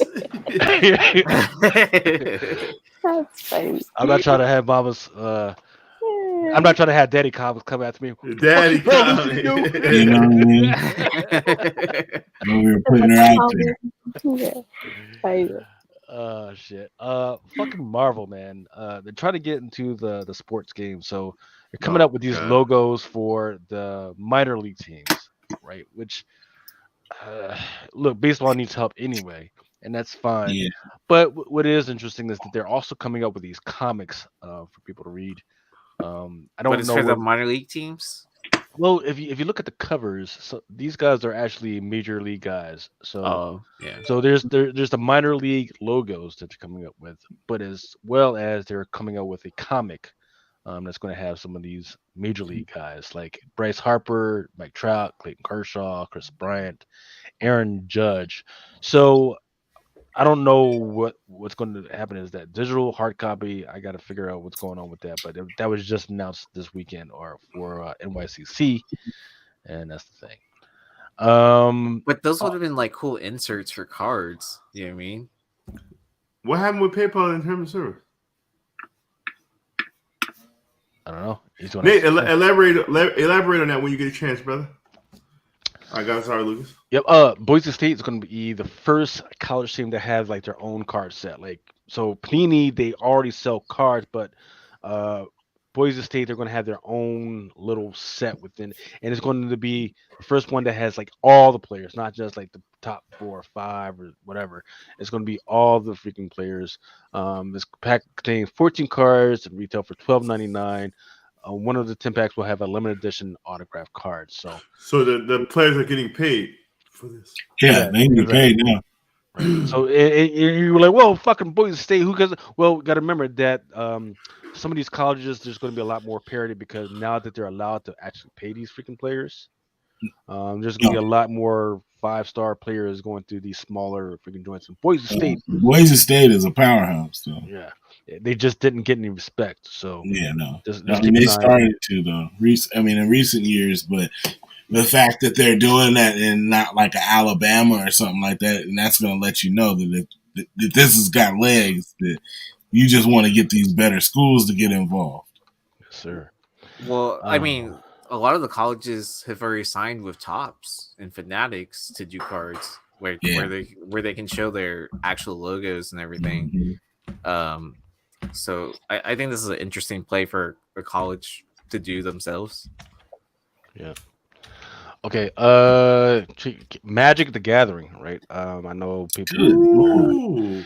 It's going to have a 30th anniversary edition, and the pack is going to cost, or I think it's either the pack or the box. The box is going to cost $999. It's a box with 4 packs in there with 15 cards in each pack. Right, and one of them is supposed to be Lotus. Mad as fuck when I get a fucking. So 60 cards. Right, so people are already pissed because they are reprinting the Lotus card, which is something that Magic has already promised that they will not fucking do, is reprint the Lotus, because that's what's supposed to make that Lotus card so valuable. Is that the first 1 and 2? I don't fucking know Magic Gathering. Wait, but this says it's also not tournament legal for even that. What is it? The original style of playing. Lord of Brooklyn for Life is saying that PayPal is fining members $2,500 for misinformation. Well, what? What do you mean? And 830 says. They send you the okay, I got it. Yeah, I'm seeing it right now. Hold on. And then Penny America and Reebok are going to have this Prism shoe collection. The Iversons? Yes. Oh, you didn't hear about this? Yeah. It's funny. And that's what they look like. A new PayPal policy will permit the firm to sanction users for advanced purported misinformation or the risk to users' well-being. So if you say like the election was fixed and you have a PayPal account, they could fine you $2,500. Is that the gist of it? That's bullshit. Wait, what? Am I saying Joe? Am I Nate Joe? So that's exactly what I'm saying. This is crazy. Oh, I'm fucking canceling my shit. And then an ad for Candace Owens pops up on my phone. Oh, the shoes. What they're autograph shoes, and then also there's certain card inserts for each of the players because it's there? Yeah, Did or not know something like that. Yeah, like because they're featuring certain players, like it's like Luca. Wait, those are real shoes? They're not like. Yeah, the real shoes that you're buying from Panini Oh. / Reebok is a collaboration, and then they Okay. have a card insert in it. Yeah, but I think the shoes are like autographed or something like that. I still want the original Iversons. Mel, your wife is gonna buy them. She actually has a pair already. The refractor ones? No. Oh, you're saying just like the Iversons? The original. Okay. Here's the allocations for this week. Axe Iron Fist number 1 and Daredevil number 4. Hey, Mel, I know. So you said you got some books from Whatnot. Is there a way you could show us what you actually got, or is that? No, I can show you. They're all over the fucking place, but just show us a few, man. Just show us a few. I got you. Hold on, give me a second. It's a trade secret. All right. It's a secret variant drop. Yeah, on the NDA. Yeah, they got mail on the NDA. Like, don't talk about the. How's the baby? Show us the baby. Didn't she hold it up? Hold her up like Lion King. No, just like. Didn't you see her when she was awake a little bit ago? Oh, look at that face. She's out. Definitely getting fat off the tortillas. I know. Oops, I woke her up. Yeah, no, she's so good. She's a good baby. Yeah, she's really good. Very, very chill. She loves the attention, and she's very smiley. Smiling already? Jeez. Yeah, as soon as somebody talks to her, she gets like the huge smile. It's so cute. So I'm doing a Whatnot sale, of course, with the books that they gave me because I was supposed to do one. It's funny we say this. I was supposed to do one from the con floor, and I was supposed to go on tomorrow from NYCC, but I'm not gonna go. I'm probably go pumpkin picking tomorrow. So there was a young lady, shout out to Alexa, AT Comics, mad cool homegirl. That's my homie. She's probably the person that I clicked with the most from all the people like the vendors and stuff that I just first time meeting. Mad cool, mad cool. She don't give a fuck. She's raw. But what's her Instagram? It's AT Comics on Whatnot. On Whatnot. Long story short, she didn't get a spot on the main stage, and she really wanted a spot on the main stage. So I'm like, okay, they had me going on Saturday. I asked Bo, I said, can this young lady have my spot, and I'll just stream from home. This way, everybody wins. She came all the way from California. I live in New York City. My Wi-Fi is popping. You know what I'm saying? I could do the show shit from my crib. This way, everybody wins. Everybody's happy. And so I sacrificed my spot to give to her. But these are the books I'll be doing tomorrow on my sale tomorrow. This will be a giveaway.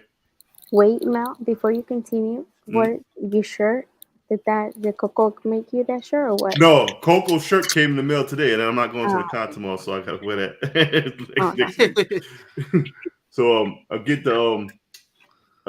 they give you the Batman Detective Comics. Tyler Kirkham, which was on the Hot 10 today. That's going to be a giveaway. This NYCC Detective Comics. That was in the bag. That's going to be another giveaway. Beautiful Jock Foil. We spoke about this on Drunken Chat. Yeah. This book was hot in the summertime. Yeah. Fire. A lot of Batman shit. It's this Batman joint. I think this is in Hockley. Yeah. friend of the show, Javon Jordan Shredder. It's a 2-book set. Nice. Midtown Comics, Tyler Kirkham, how you call it? Amazing Fantasy. Right. Ninja Turtle set. Did they not hook you up with the Harley Quinn 30th anniversary special? No, I didn't get that. Really? Huh. No. Well, I didn't even know about that. Yeah, freaking DC was supposed to be passing them bitches out. Whatnot should have fucking grabbed some. Yeah, I didn't get that. I didn't get that at all. Hold on, I'll show you this other one. Hold on.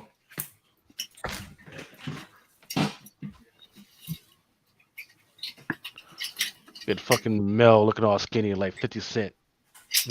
Fucking all sick and shit. Fuck. I know, I've been meaning to say he's looking good. Mel doing exactly what he hates, doing a pickup show. Well, it's not a pickup show. They just hand the shit. All video. Yeah. We're gonna tell him when he puts his headphones back on.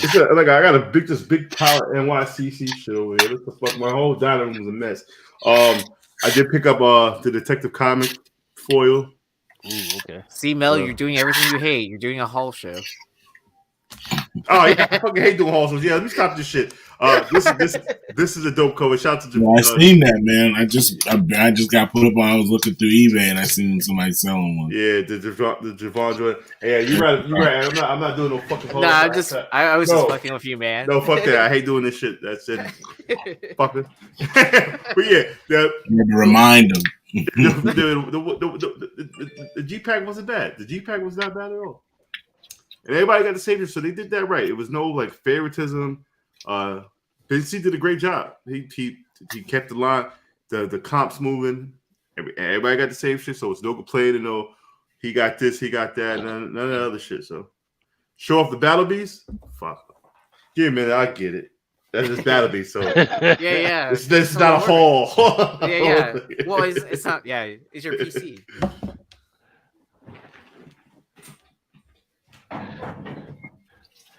All right. Well, while he's doing that, one more gratuitous shot of the baby.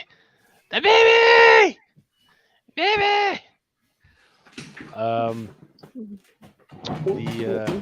see.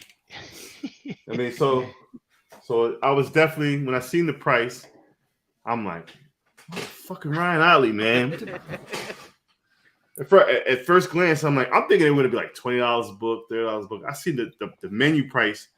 I'm like, fucking Otley, bro. I couldn't get no sleep that night. I was like, yeah, I want all these shits. I'm trying to figure out how much shit I gotta sell to pay for this shit. And I was speaking to Josh. Shout out to Josh, International Comic. My math was off. I was like, this shit is only gonna cost like $800. He's like, no, did you do the math correctly? I'm like, I think I did.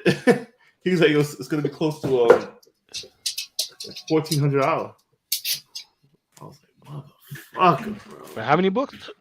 It's 1, 2, 3, 4, 5, 6, 7, 8, 10 books. So I mean, and they're pretty much all the same, but I love Battle Beast. I had to get them. So, bang, there it is. Right there. Oh no, it's 11. Hold on. Oh yeah, this looks nice. Now, who's the artist on that one? Ryan Otley. Okay. There ain't no Maria Wolf now. I got that from my man Ricardo. He sold me a Maria Wolf 9.8 for $100. Oh wow! But I'm not gonna find it because it's gonna be a whole show. I'm not gonna do a whole show. You got this guy. Like I said, it's a Tony the Tiger homage, but with Battle Beast, which I think is fucking great. See that they're great. You know what I'm saying? Gotcha. Yeah, they pretty. And then this is embossed up top here. Again, same shit. You got the gray foil again, same shit. Oh, he gave me something different than this. But like I said, pretty much basically the same shit. All look good. They're all going to CGC. They're all gonna be displayed somehow, some way. My two favorite characters are Venom and Battle Beast, and Battle Beast alone is cost because with this my second session cost me another $500. So I'm gonna be probably $2,000 for the tattoo, fucking $1,400 for this. Battle Beast cost me a lot of fucking money. Hey, did you meet up with Stranger Comics? No, Really? that's fucked up. You gotta go back tomorrow then. It is out there, right? Yeah. That is fucked up. I definitely did. That shit totally slipped my mind. I always link with Stranger Comics at every show. Yeah, I gotta. Yeah, Let's go back I on gotta. Sunday. Did you see Aunt and Laura? Yeah. I met Laura for the first time in person. Met Ann for the first time in person. They're amazing people, and like I said, go down. If you're going to the show tomorrow, support them. Buy that Miles book because they're great people. They're a great company. You know what I'm saying? Bird City Comics doing their thing. I definitely go to my man Phil's booth, 3710. Phil got some steals. Oh, let me tell you a funny story. And I'm guilty of this. And I promise every vendor at a con I will never do this shit again.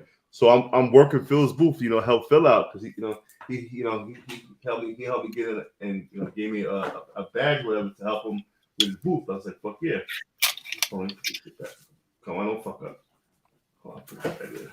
So I'm working the booth and I started to hate when people did this shit. They'd be like, oh, can I see that book right there? You got to fucking dig through the fucking little stupid string and bring the book back. Oh, okay. How about that one? You don't want to buy this? No, I just wanted to see what the cost was. I have one at home. Motherfucker. What? You could have just asked me what the fuck it was instead of me writing that shit down. I was like, yo, man. A lot of people did that shit, and I found myself, I'm guilty of the shit. So I promise every vendor out there, I will never, ever, ever do that again. I will never, ever do that shit again. I will not ask you to take a book off the rack without an intent to buy. That's hilarious. I mean, I like to look at the condition of the book. That's true, but if you have no intention of ever buying, if you already got the motherfucking book at home, what the fuck you asking the fuck see the book for?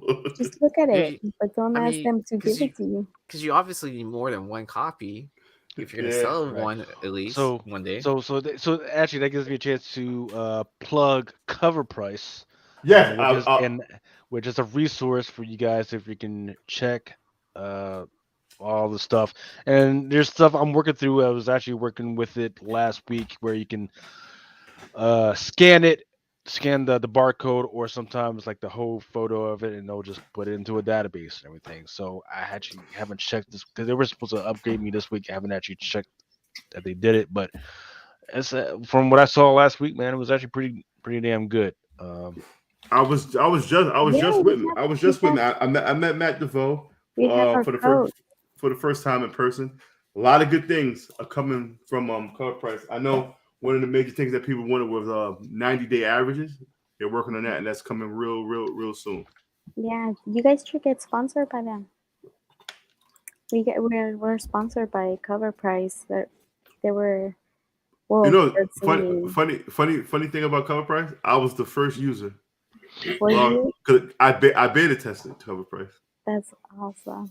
So. Yeah, I've been using it for a long time too. I can't remember. I think it was also from the beginning when they kind of started too. It was, I had it for a long time. No, I didn't get the foil. I sent out the link. I bought copies, but I sent the link out for $40. So I sent the link to everybody. I don't know why people were still online. I'm like, yo, this shit is online right now. So they have a lot of copies, right? They said that they had a lot of copies. Yeah. How much was it? Is it $40? You said it was $40 online when I sent the link out. At the show, it was $50. But I heard online they were charging them $40, $80, then like $125. That's one thing not to do. Well, that's so much, and it's also a reprint, right? Yeah. Mel better be branded back. No, yo. But Battle Beast, Listen, let me voice a character or something. Let me something. Pinky's saying Little Birdie told me TCG players getting the ability to take photos of comics just like the cards. There's a lot of apps lately that they've made that a priority. The question is do they have the extensive enough database to collect all that shit? So, for instance, in fact, I plugged before price charting, which is actually free on this one, and it works. Problem is that they don't have. They've got one fucking guy, and that's all he's fucking do, and that's not enough people to keep an extensive enough database to catch every freaking thing. Last of Us. Yeah. Trey says Last of Us might be a hit series of HBO. I like the preview. That sounds like it's gonna be good. Let's see. Yeah, let us talk about this eBay Live. Okay. I was about to say, like, how did it go? I mean, I heard there were a lot of people on there, no app crashes, people like some of the features. But so here's the deal: like, they are already an internet company. As much as they pull in, that's what they should be all over, right? Whatnot. We're giving them the benefit of the doubt because they're a young company. Right? They're in that realm of DoorDash and Uber where they're a young company, so they're gonna fuck up. But they're not pulling in eBay numbers right now. And so eBay has been like a very established company. So, but the thing is this. People say, all right, I'm not gonna do whatnot anymore. I'm gonna go to eBay Live. Do you really think your salesmanship skills is gonna help us because you went to eBay Live? You still have to know how to sell. You still have to provide some sort of entertainment. You still have to provide some kind of customer experience. So I wouldn't say that. I just think that whatnot gets the hate what it gets because of the people that are involved with it. Yes. If the people that are not involved with them, I bet you they would have been different things. So it doesn't matter whatever. I bet you if eBay would have get these people that are well known, like they were gonna get the same hate. They're just gonna hate whatever these people are involved with, and that's it. I mean, I think I could see, put it like this. I could see if eBay was to reach out to these quote unquote influencers. I could see them going to eBay because if they offer the right number, I'm sure they will jump ship. I don't think they will leave. That's just another form of making more money, and then eBay's gonna get that same hate, because of the people that are involved. That's a good point, Joe. You ever had a problem with something on eBay? You try to call customer support. You might kiss that money goodbye, man. You lost the book of the bill. Hold on, let me get that to you. Nah, you that and eBay customer experience is worse than motherfucking Xbox. Xbox had by far the worst customer fucking service, bro. That shit was terrible. Mm-hmm. Because there's other I saw that there's other apps. I downloaded another. I have like 2 different apps that are like basically almost the same thing as whatnot. Let me see. One was, oh my goodness, what's the name of it? Oh, Drip, and the other one's Pop Shop Live. Those 2 are exactly the same thing as whatnot. You said Pop Shop. Don't forget Poshmark. Poshmark is even bigger than whatnot right now. But see, the problem, Pop Shop Live, you do live also. Poshmark, you don't. I used to sell I sold clothes and shoes in there for a while. But Pop Shop, it's live, and you can leave your items up, kind of like Macari and stuff like that. That you can leave your stuff up there, and people can buy it. But you can also do live streams, and you don't have to do auctions. They can just buy it straight. You're showing it and stuff like that. I don't know. Before they were not doing auctions, but it was you just set your price and people that can just buy it from you. But it's a live stream also. Still not Harmon. What part you disagree with that eBay has the worst customer service or Xbox? Or what do you? I'm not what. What do you disagree with me with? I don't know. eBay is definitely going to be a force. I'm not saying that they're not. eBay is definitely going to be a force, but right. So imagine, right? So within the last couple of months, I actually found something interesting about eBay that's we can kind of increase my sales a little bit. So my main, everybody knows like my main thing is like the pull box, which is go fuck yourself, Diamond. So no, but the site that I for Drunken Chat, Crime Crusaders is run off of Shopify. Shopify has a thing that goes anything that I've got built in through Shopify, I can just send directly to eBay, right? So all the like all the little lists and shit and the prices and all that other stuff from Shopify directly to eBay. So if I can just use that information from eBay or Shopify to eBay Live, that changes everything because you got to remember and whatnot, you got to freaking type the shit in or you got to have the Excel sheet and all the other stuff. No, I've already got the stuff I got on Shopify pushes to Google. It already pushes to a bunch of other sites plus eBay.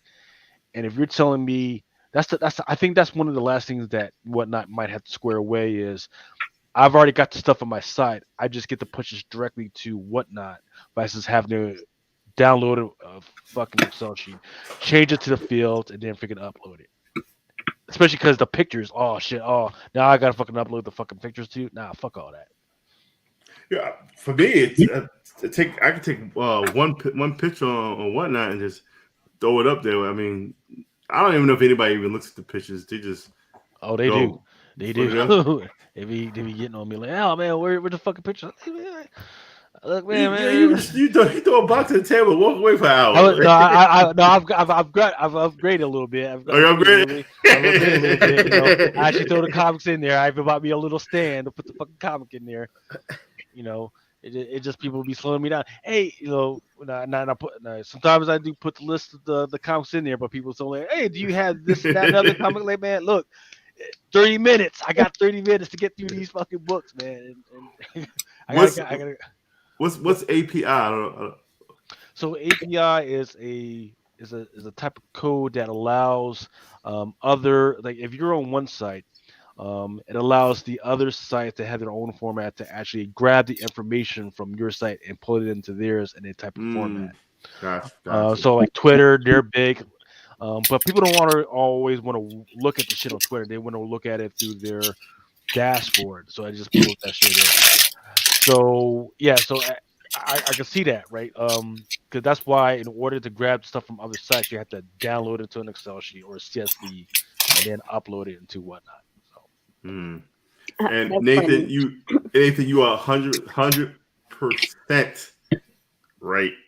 It forced Mel to buy an iPhone. That's the main reason why I got an iPhone is because Apple is more user friendly on whatnot. And bro, I was on the Android. It took me like 4 times to enter a book. I almost threw my phone across the fucking room. Like, yo, what the fuck? See, when I enter my books, I just put them on. I just do it on my desktop. Oh, but I don't even use my phone for fucking sales. I just fucking use my. You do the CSV file, right? Where you enter in all that information freehand and then you just upload it all at once. Is that what you're doing? Yeah. Now the interesting thing about cover price is that like say you've got like your stick.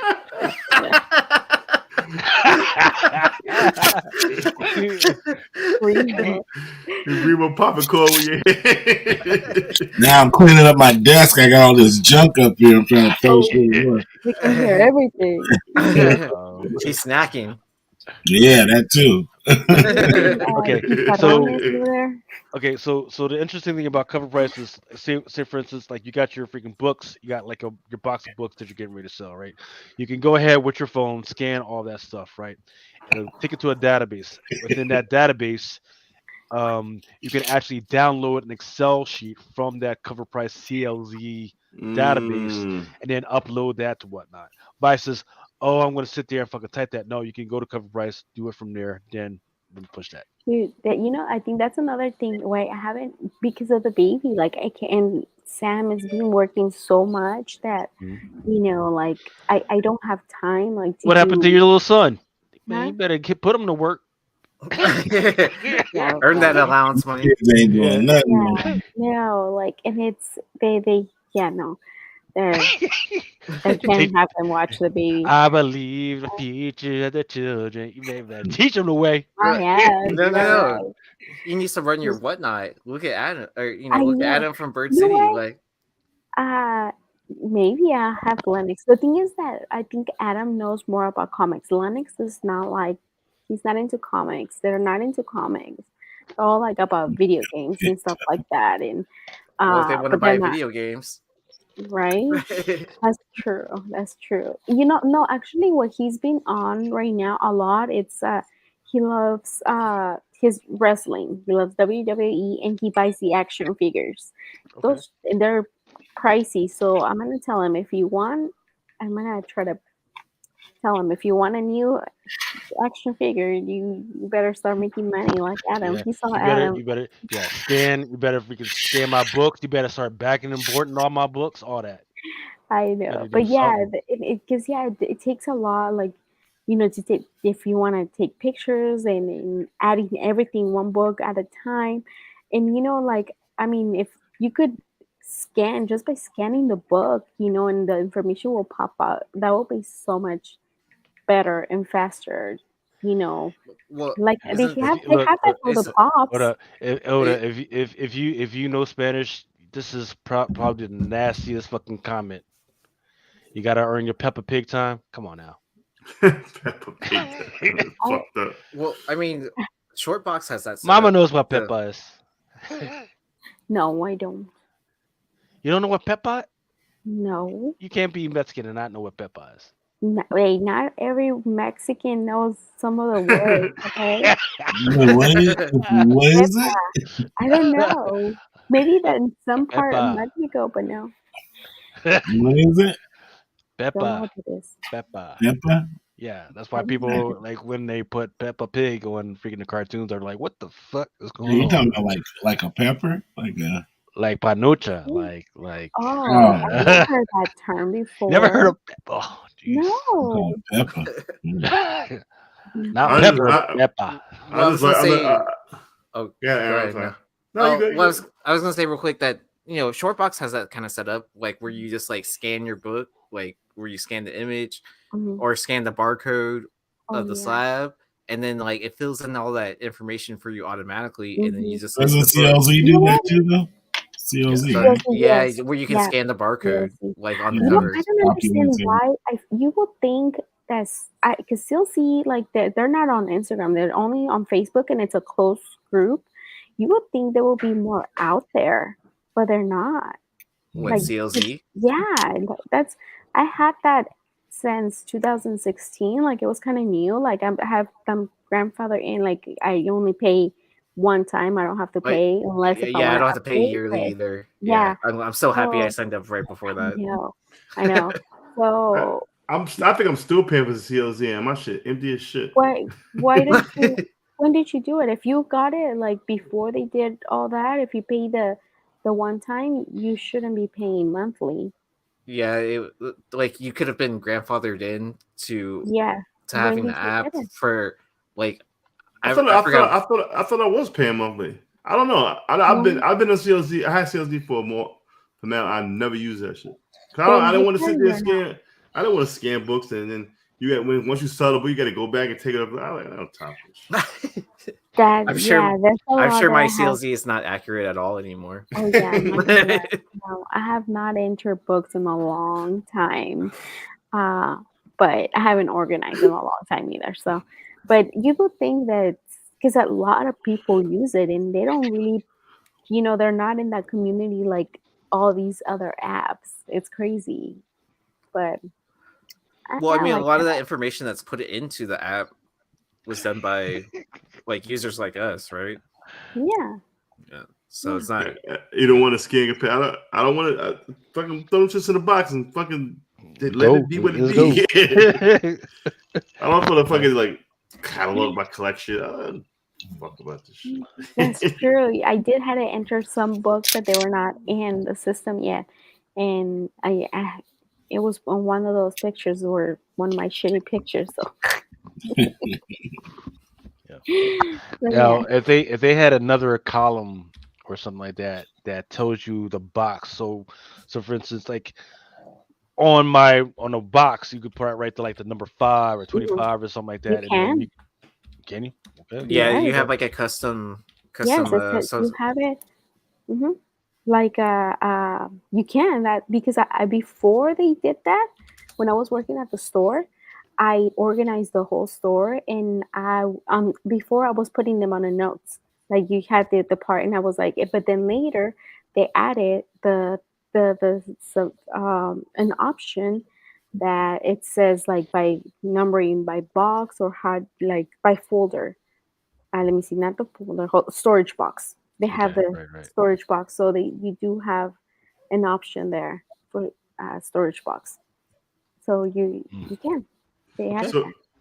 So the whatnot heavy metal is listed for $500 now.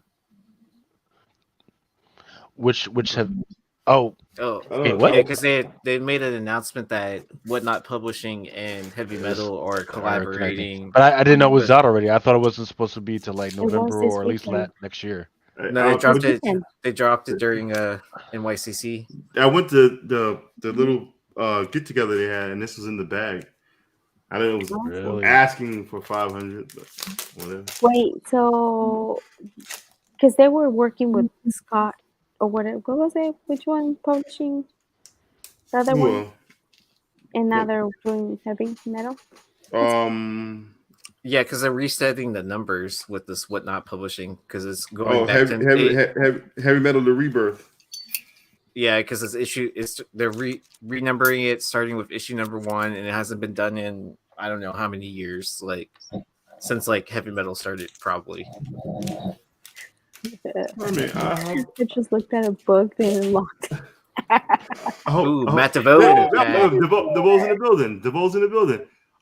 Matt, tell us those features you were telling me about the 90-day average and some like a lot of other really cool features. Cover price coming up. It was a pleasure finally meeting you in person. I know Matt DeVoe for Matt's ears 7-8 years. And Lucy said that you should sponsor Drunken Chat. So we'll talk. Wait, can we send him the link? Will he jump on? I don't know. Matt, you want to jump on? If you want to jump on, let me know, brother. I can see the link. Let me know. So he can explain all that. Yeah, and use Nirvana 14 for a discount. Well, that's just fucking wild. What happened? So Ozzy Osbourne, he just had a comic that just came out this week. It's called Patient Number 9. Motherfuckers trying to sell it for $500 to $1,500 right now. For the book? What? Yeah, it's got a CD. It's got a CD in it as well. Is that the one with McFarlane? My man Matt DeVoe's tired. So real quick, man, just type in if you can just some of the new features coming out for cover price. So sign up if you haven't. Yes. Oh my God. Cardi West. Hartman. Winwood. Damn. I know. That's what I said. That's brutal. Hartman does not sleep. Like Hartman messages me at 5 in the morning about some random. He messaged me at 3 in the morning. And I was like, he said they should make a keyboard you can use with one hand. We go to sleep, man. He's been sending me funny reels. It's funny. The guy snorted.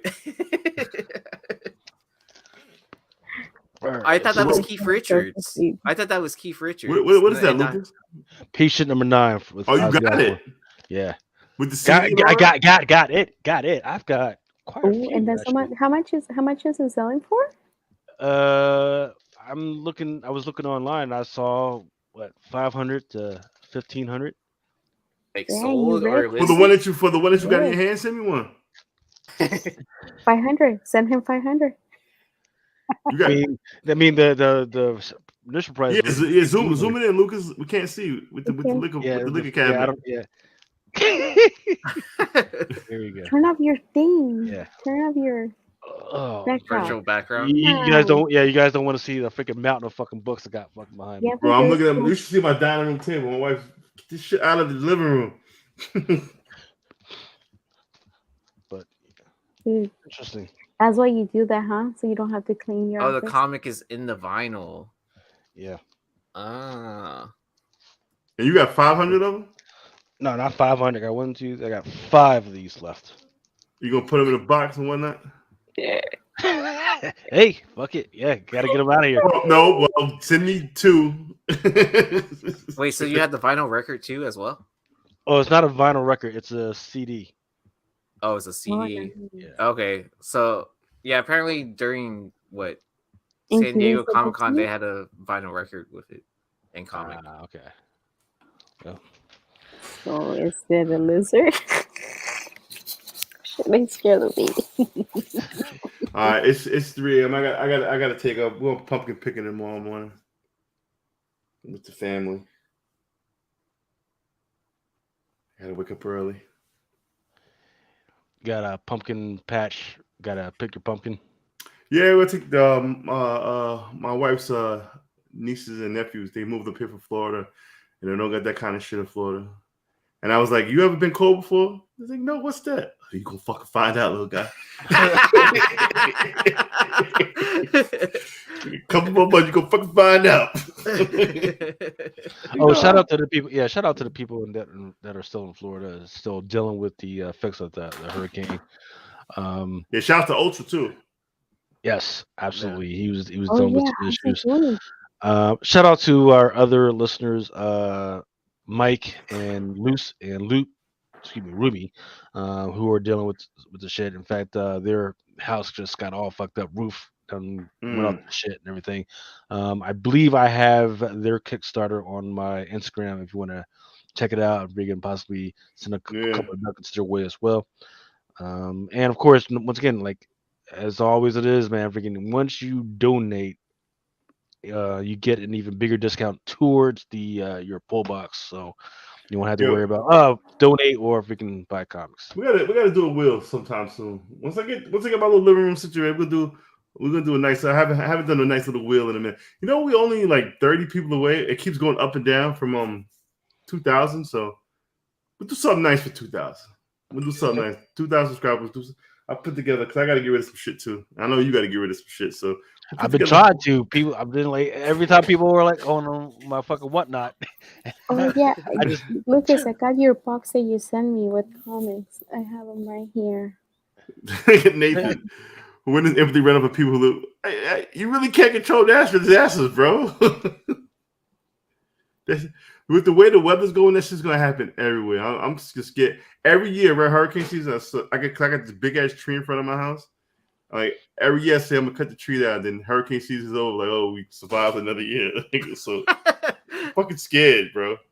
I'm scared. But let me get out of here. Yo, thank you guys for coming through. I'm leaving. I know these guys are gonna continue on. I gotta get some sleep. New York Comic Con is over for me, 2023. Oh, tomorrow, if you guys go to check out Trinity Comics, they got that Star Wars set. I think it's selling for $8 is a lot for a set, but the flip one is like $200. Those are some of the good books. They're over there somewhere, but so that's some of the books to be on the lookout on. That's flipping for good bread for the flip. Prodigal Son from Scout. Well, I guess we know the answer to that conversation we had the other day, Mel, about water being the most destructive thing. Water no joke, bro. The most destructive force. What is the most destructive force? Prodigal Son from Scout. They have the same cover without the whatnot image on it. I like this cover because it's right there with this homage. Check that out. Like I said, man. Yo, at this point, when it comes to variants, you buy what you want, man. You will never be disappointed, man. With that being said, man, thank you, peace, and everybody that met at Comic Con. Much love. Thank you guys for coming out. Yo, I love you guys. Right. Everybody, and make sure you go to Mel's Whatnot, and if you can, freaking send some to his PayPal so he can go to Baltimore Con. Baltimore next year, definitely. Next year. Fuck. You said that last year. Yeah. Yeah, but I didn't know I was gonna have surgery and be out, and they got to go back to work that same weekend. But I want to tell you guys, the panel, everybody that I met said that our team that we got going on, they love each and every one of you guys, and we have kind of built the perfect fucking team when it comes to. I know we didn't talk a lot about Comic today, but it's still the perfect fucking team. So I'm gonna see you guys next week. I'm back in regular rotation. The time is over. See you guys next week. Thank you. I'm out. The bridge is over. The bridge is over.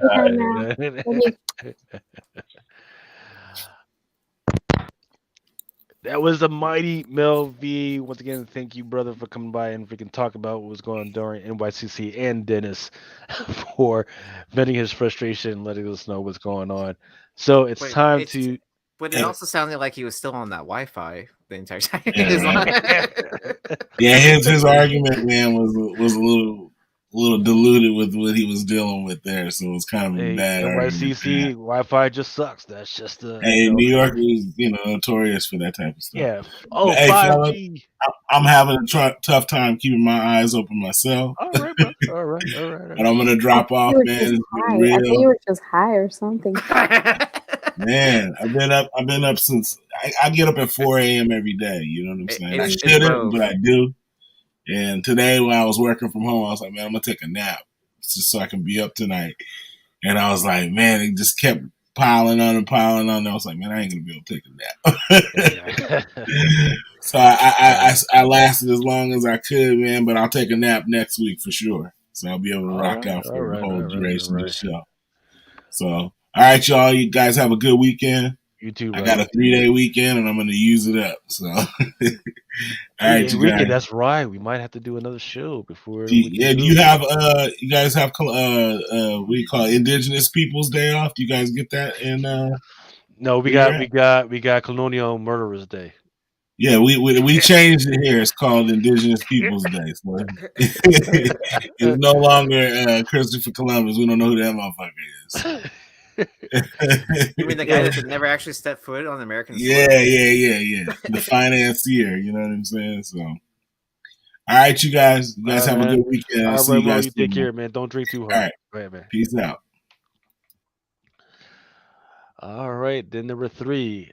You good to go, Lucy, or do you how much longer do you... She's like on a fence. I know. I'm like, I don't know. I'll see how long. I'm tired, but I'll see how long. All right. Later email. Okay. First one I got up is Star Trek Resurgence number 1. Like I said, they've really been trying to go hard with a lot of the Star Trek stuff. The reason why I brought up this 1 in 10 incentive is because it's an exclusive 5-issue comic prequel to the video game that is going to be done by Dramatic Labs. It's highly anticipated. I don't know what's going on with it, whether there's going to be new. I would think there would probably be some new characters with the Star Trek thing, but with this particular Star Trek title, so we'll see. I'm kind of interested to see what kind of video game that's going to be then. Yeah, like Star Trek video game. Like I see Star Wars, but Star Trek. Okay. Like, yeah, what are you gonna do? Like, explore a planet or something like that? Or that's the only thing, because most of it is like, it's just like one captain and then the other 20 people that are on the bridge, and they're just sitting around flying around. And then do you get to fly the ship? Do you get to fly the Enterprise? Because that would be pretty cool. If you have a video game and I'm not Captain Kirk and I go down to another freaking planet and then end up having sex with an alien, it's not worth it, man. That's all I want to see. Open world game where you can like bang aliens. To explore new worlds, what you mean is to fuck new people and fuck new freaking species that you're not supposed to be bust around. That's why you got those. that's why your underwear smells funny when you take them off, Captain Kirk. What the fuck, man? Batman number 129. This one's got some interesting covers. I forget the name of that particular Batman that's in the middle. I've read it. It's interesting. weird. But that's not the first appearance of that particular Batman. Then there's the 150 foil card stock. That's the black and white. But the most interesting thing that I think people might go for is that foil multi level and boss card. That they're going to try and do that. Is it this month or next month? I believe. Then another one that people might be interested in is the Batman and the Joker, the Deadly Duo #1. I've read it. Riveting, amazing, new character in this one, with an interesting kind of twist. There is It looks the good. it is good. It's definitely freaking good. Is it Black Label? No, it's not Black Label. No. Oh, is this a Silvestri run that he wrote and drew? I'm not sure. Not sure. Because I think Skeff was telling us about this. Yeah. Well, there yeah. is Sorry, Lucas. But the #1, look at it says Mark Silvestri, so probably it is.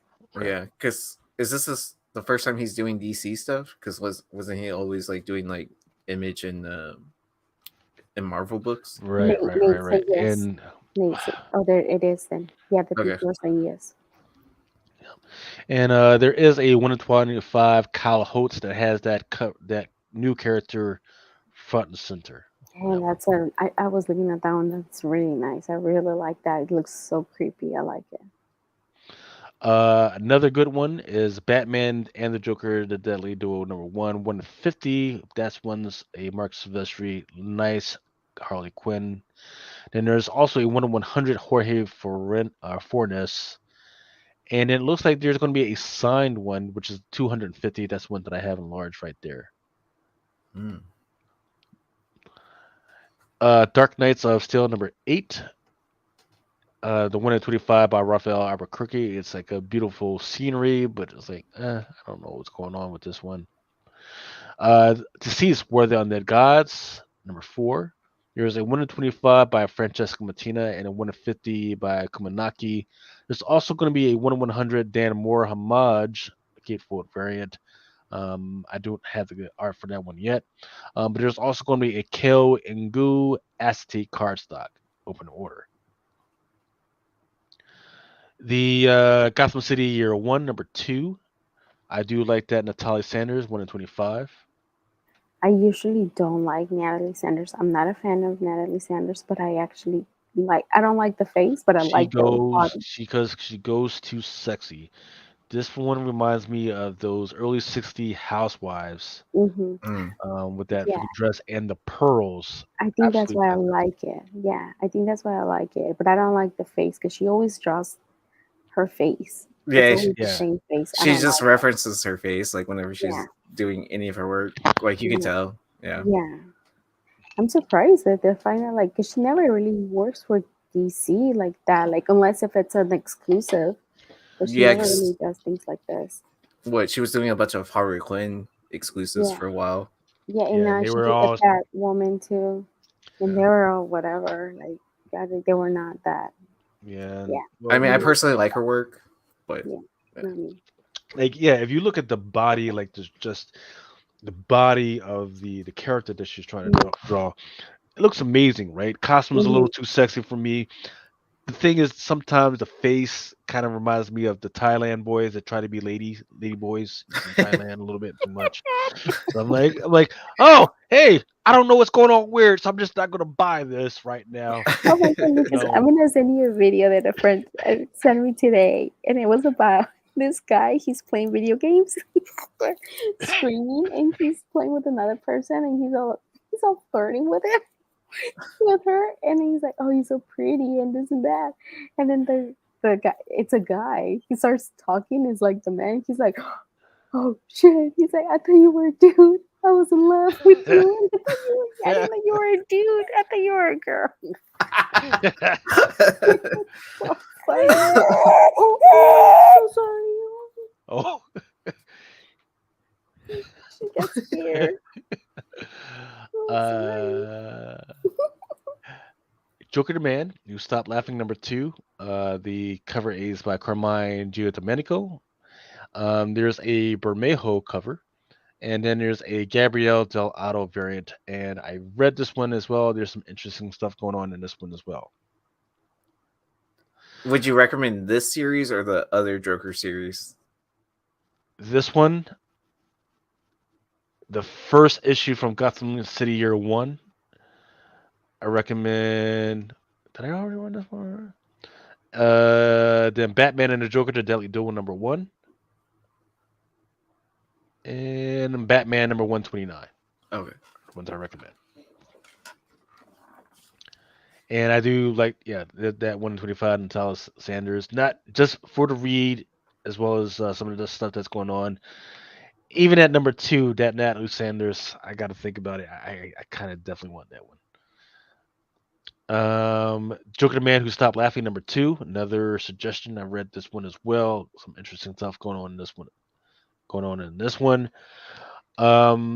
And this one also has the Cover D Kelly Jones cover month foil, that embossed cover as well.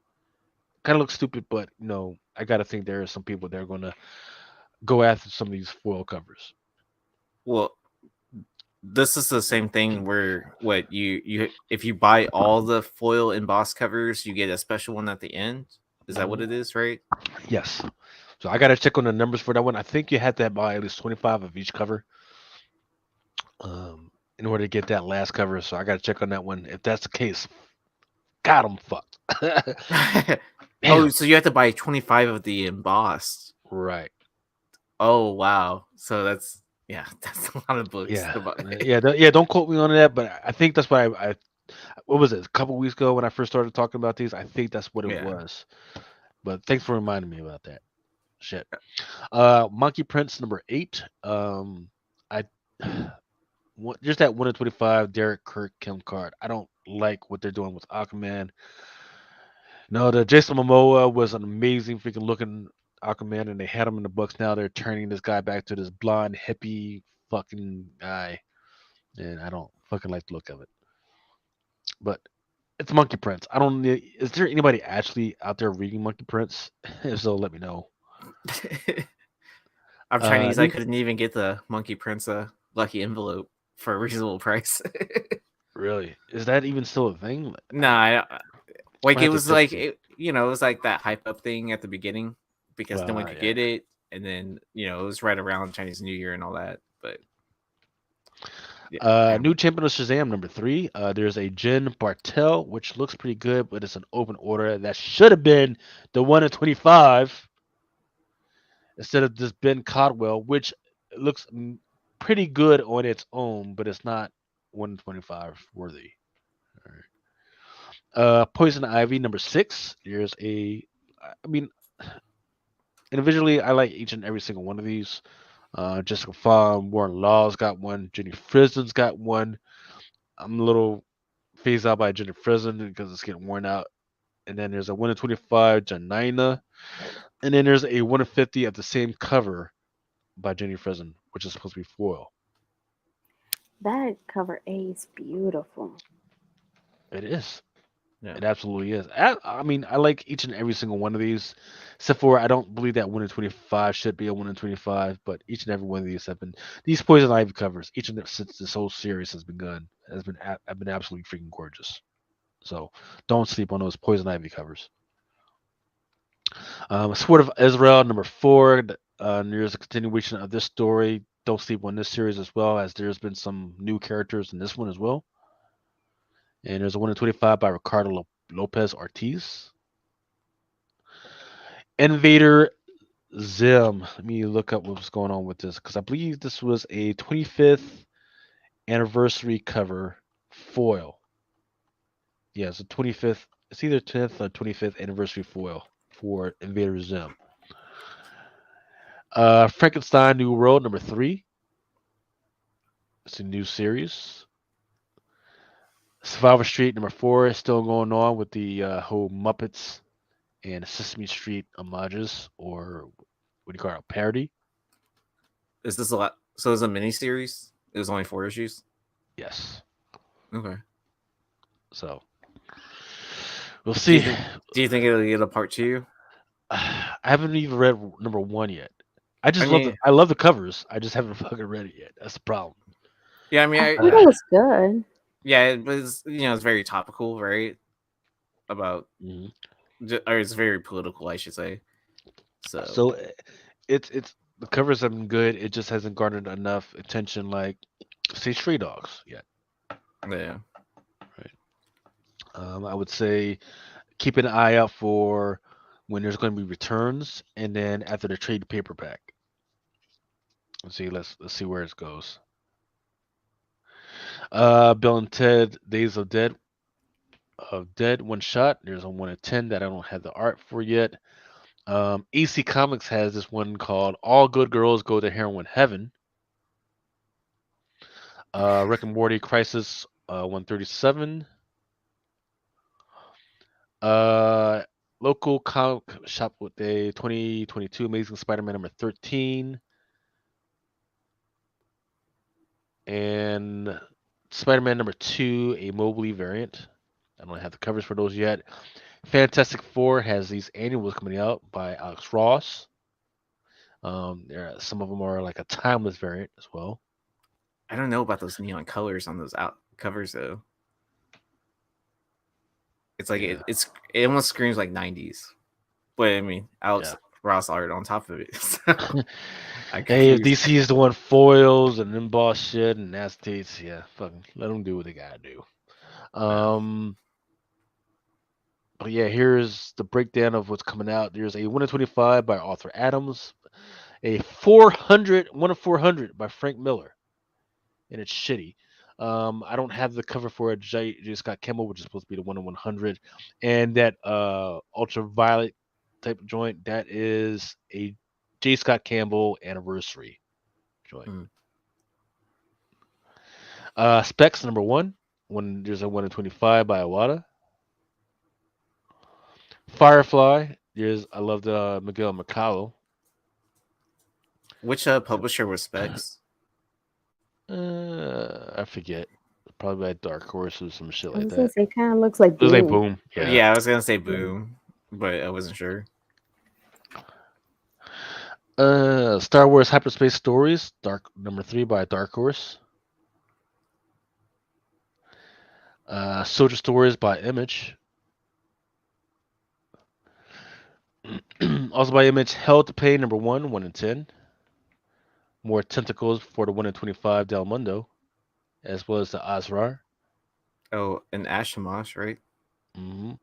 How fucking dare they, though, do a 150 sketch variant? Blank sketch. 1 in 150. No one's gonna order that shit, right? Or why would you order that? Yeah. Oh my goodness. Kingspawn number 16.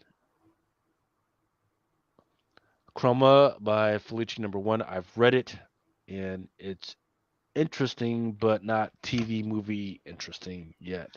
It's about a little girl who, if you hang around with her long enough, you will just die by horrible freaking means. The problem is the setting is a little weird. I didn't like the freaking setting, but the concept is absolutely freaking amazing. So keep an eye out for this one. There's a 1 in 10 by Heron and a 1 in 25 by Felici. Behold Behemoth number 1. There's 1 in 25 by Jeff Lemire, 1 in 50 by Sorrentino, and an unlockable 1 per store by Robles. Ninja Funk number 1. Don't know what the hell is going on with this. It's just a bunch of cute cats, but I would say that if you like weird stuff, Tony Fleeks from Stray Dogs has a Stray Dogs homage for Ninja Funk, which is a 1 in 10. I'll probably check it out. I've met JPG McFly, the writer, and he seems pretty cool. And he's super passionate about comics and everything, and like just the way he talks about his own book, like it seemed really exciting. Okay, maybe we should get him on the podcast one day. That'd be cool. There's a 1 in 25 by Kirkham, 1 in 50 by Kreese. Also, a 1/100 by freaking Kevin Eastman, and a 1/250 by yeah. Dang. So it looks like if you see look this is a Whatnot Publishing. So Yeah. No. Oh, I mean, yeah, and I know he's worked with a lot of these different artists. So like when he started telling me all the different artists that were doing covers for this, I was like, oh wow, that's really impressive. Like, he was just name dropping everyone. exactly. Right. Here's a big list. Yeah, like see David Max on the list on there. Who else? Mm-hmm. I think someone's doing like a Del Auto cover too at some point in time. How fucking awesome of a name is Laser Wolf? Right. All right. Fear of the Red Planet by Aftershock. There's a 1/15. I just don't. I know I like the concept, but I like it better when other comic book joins to it. This is not too good, but I'll still check it out. Aftershock. Cover the Dead with Lime, number 1. Absolutely amazing freaking covers, amazing title. I still just haven't actually. I don't think I've read it yet.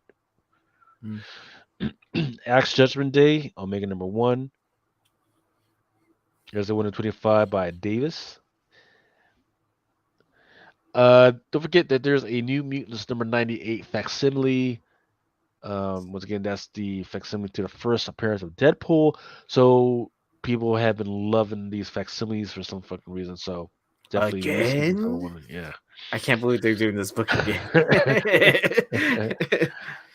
They just did this like 2 years ago. Hey, print money. Print that money. I mean, it's not like there's already a million copies out there already, right? For the original. I don't know what to think.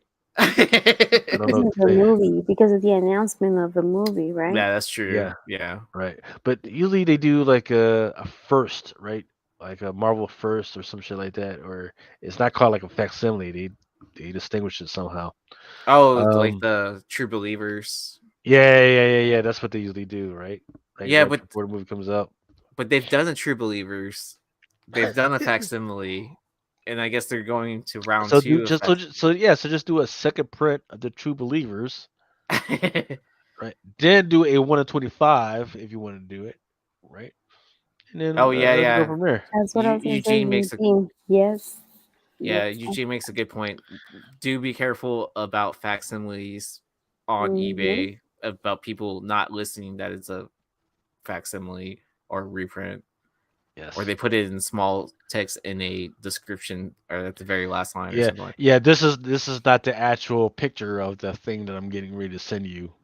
Some shit like that. Sabretooth and Exiles number 1. Once again, Maria Wolf coming through with a 1/25. Not necessarily her best work, but her name keeps popping up. Good on her. Amazing Spider-Man number 13. I still got to read the one that came out this week. But there is a Mandrake Beyond Amazing Spider-Man, which is a homage to that GameStop cover. But it's also a homage to what the Web of Spider-Man. Yeah, I forget the Mike Zeck cover. 188 maybe. Mike Zeck cover with the Craven storyline. There you go. Mm-hmm. People know what we're talking about. Spider-Man number 2. Nothing to see here, but once again, for those that aren't keeping track, there's a whole storyline about the Wasp, and how the Wasp are going through attacking and possibly killing some of the spider people right now, which is a big change, right? Because the vampires of the spider world was supposed to be the Morlocks or the Morlands.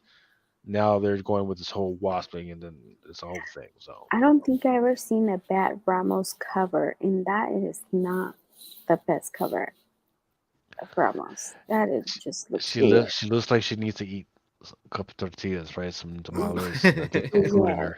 Yeah, she's so hunchback. Looks like those boobies are too heavy for her. Too much cocaine. He's in love with the Coco. Spider-Man Lost Hunt #1. That's a great cover. There's the Edge cover, which is okay. Then there's a 1 in 25 by Kyle Holtz. Kevin Eastman cover. Kevin Eastman is doing X-Men Legends #4. Oh, that's kind of cool. Yeah. That he's doing that. Kevin Eastman's, I don't know, man. Freaking, he's possibly trying to buy a boat, man. He's been doing a lot more covers. I mean, he did buy a tank already, so it wouldn't surprise me if he bought a battleship on like next. Like, Biggie said that the True Believers will no longer happen because Penguin doesn't like the dollar cover. Well, I see what you're saying because the profit margins, but it's a thing between, it's like a secret trust between Penguin Art Random House and the retailers because look, the blessing from Penguin has been that they've done the 50% off across the board plus free shipping, right? So when I get my shipments, I get that shit all in one fucking day. I don't get crazy shit like this other fucking distributor where I get the shit in the fucking middle of the fucking week when I'm not supposed to be fucking getting it. And you get 3 pounds of fucking paper packaging for 2 books for some shit that you didn't already fucking order. All right. And or they put some shit on your shit that you didn't fucking order. They send it to you, and then you gotta send it back to them, but you gotta pay a 10% freaking fee for a restocking fee. So no freaking that's why we got Aaron coming to the retail summit in Baltimore. Make sure I don't fucking get fucking arrested. He's gonna have my bail money because these motherfuckers off the chain with that shit. Marauders #8. There's a 1 in 10 Carlini new chair warpad. All right, so that's the end of the stuff that I wanted to bring up for FOC. Lucy, this is your last time to bail out before we start going into the stuff that's coming out this week. Yeah, I'm gonna go get some. I woke her up when I left. Look at the little baby. She heard you. She's so tired. She heard you. Yeah, She's hiding. Remember? Look. Oh, she said, yeah, look, Mari. Oh, here. She's all laughing. Say hi. Say hi, everybody. Say hi. She's like, I don't have my maquillaje on. I don't have my makeup I on. know. I know. She's like, I know. But yeah, she's tired. So I need to put her back to sleep. I woke her up with my laugh. When's the next Ghost Stories by Lucy? Oh, I'm gonna go on Saturday. No, sorry, on Sunday. We always go. We've been doing it on Saturday at 3 p.m. Pacific time, but this weekend we're gonna do it on a Sunday because the other 2 people that I've been doing it with are busy with family. So on Sunday at 3 p.m. we'll be going live. My mom was telling me some of her scary stories when she was young, so I'm gonna share some of that stuff. But yeah, on Sunday. Okay. Everything. You gotta and no whatnot sale this week. No, I haven't been doing any. I don't. Right, but don't forget. She's got her PayPal set up. Please help her out with PayPal.com. Thank you to Common Chef who's already freaking put in a little bit. PayPal.com, PayPal me, Lulu Lobin, as well as the Venmo that I had somewhere. I don't have it up right now. Thank you so much. I know Fair. What's his Instagram thing? He did send me 25, so that helps a little to go and help fix my car, my window, especially. Oh my God! I show you, Aaron. Like here, we had this crazy sandstorm. I'll send it to you. Like how crazy it looks. Like I couldn't at the day that my window was broken. Like I couldn't see anything. I had to drive so slow because I am in the desert, so there was like sand everywhere. So it was really bad, but yeah, thank you so much for having me and for the help. I'll see you guys. Look at Mariah's ready to talk. He pulled him. He keeps pulling the mic with the mic. Look at Hey, don't hey, little girl, don't pull up to the mic if you're not ready to spit. look That's at just look at. look at Looks like she's ready. I know she keeps pulling it. Yeah. Oh One yeah. day she's gonna say her first word on the podcast. I We're all gonna be know. impressed. Yeah, I look, know. she's gonna look. One day she's gonna be a star, and you're gonna roll back to this video. This is her Yeah. first attempt to freaking get on the mic and freaking put it down. I know. I know. Well, his dad and his aunties are really good singers. So who knows? What type of singer are they? Tejano? No, both Sam's sisters are they're Filipino and they sing really really Ah, good. Mostly the 80s. They're like really really good singers. And Samuel, he's a good musician too. Well, guys, thank you. karaoke, man. Oh, they're so good at it. Yeah, they're really good at it. Well, have a good night, guys. I'll Good see night, you Lucy. guys. Thank you very much for coming Thank you. through. No, thank you. Bye bye. Later, Lucy. Once again, everybody, please go ahead and see if you guys can help Lucy out. This is her Venmo page. If you got your QR code scanner, go ahead and scan that in, and we can see $1, $2, 20, whatever you can do to help. You can everything, every little freaking bit helps. Or if you're interested in any of the books that she showed earlier today, hit her up That's on IG. right. That's right. That's right. Yeah, Except 'cause- for that 8 billion genies, that's leave that to me. So now we're going to dip into the coming out soon this week for 10 10 2022. Wow, that's too many double digits in there. Huh, interesting. And 10 plus 10 equals 20. Time Sorry. to light up. Math. This motherfucker's doing math. See, I always do math. I'm Asian. Here's the rule. Once I start putting alcohol past my lips, no more math. See, the problem is like, whenever I start to get lit, the math just comes even more natural.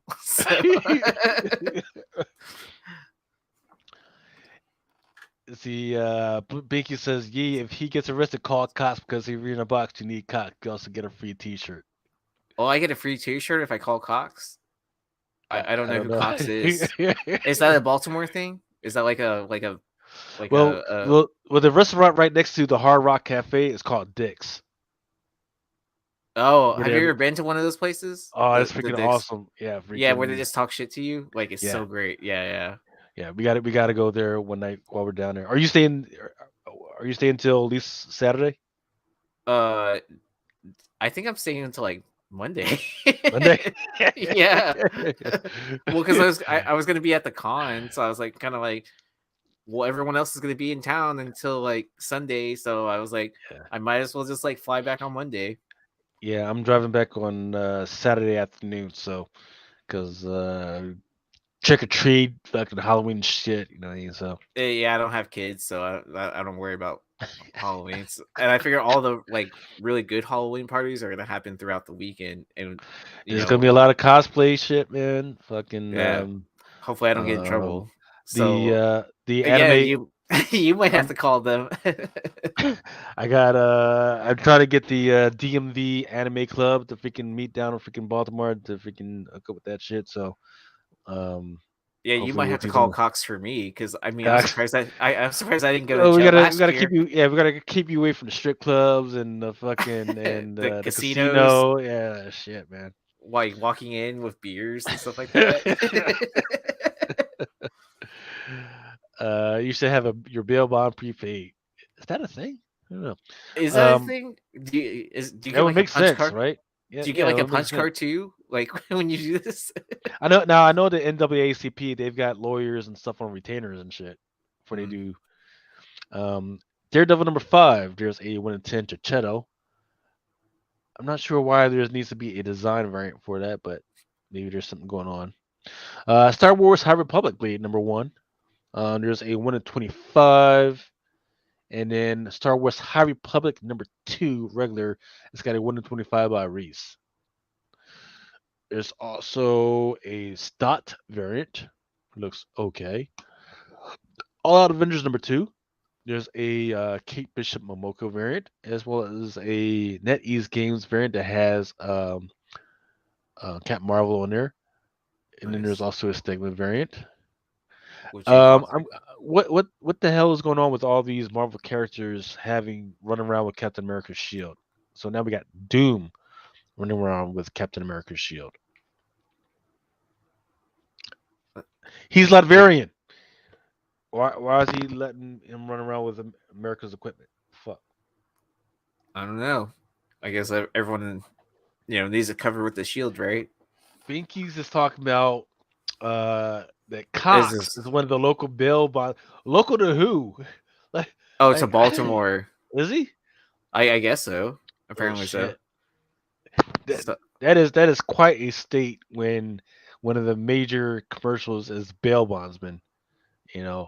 Hey, fucking Baltimore looks like they're all about the fucking bail bondsman. Not where I'm at. I mean, Amazing Spider-Man #11. Once again, don't forget we are looking out for what's going on with this Gold Goblin that's supposed to be coming out. I'm not sure exactly when he's coming out or how, whatever, all that stuff, but should be coming soon. Approach #1 by Boom Studios.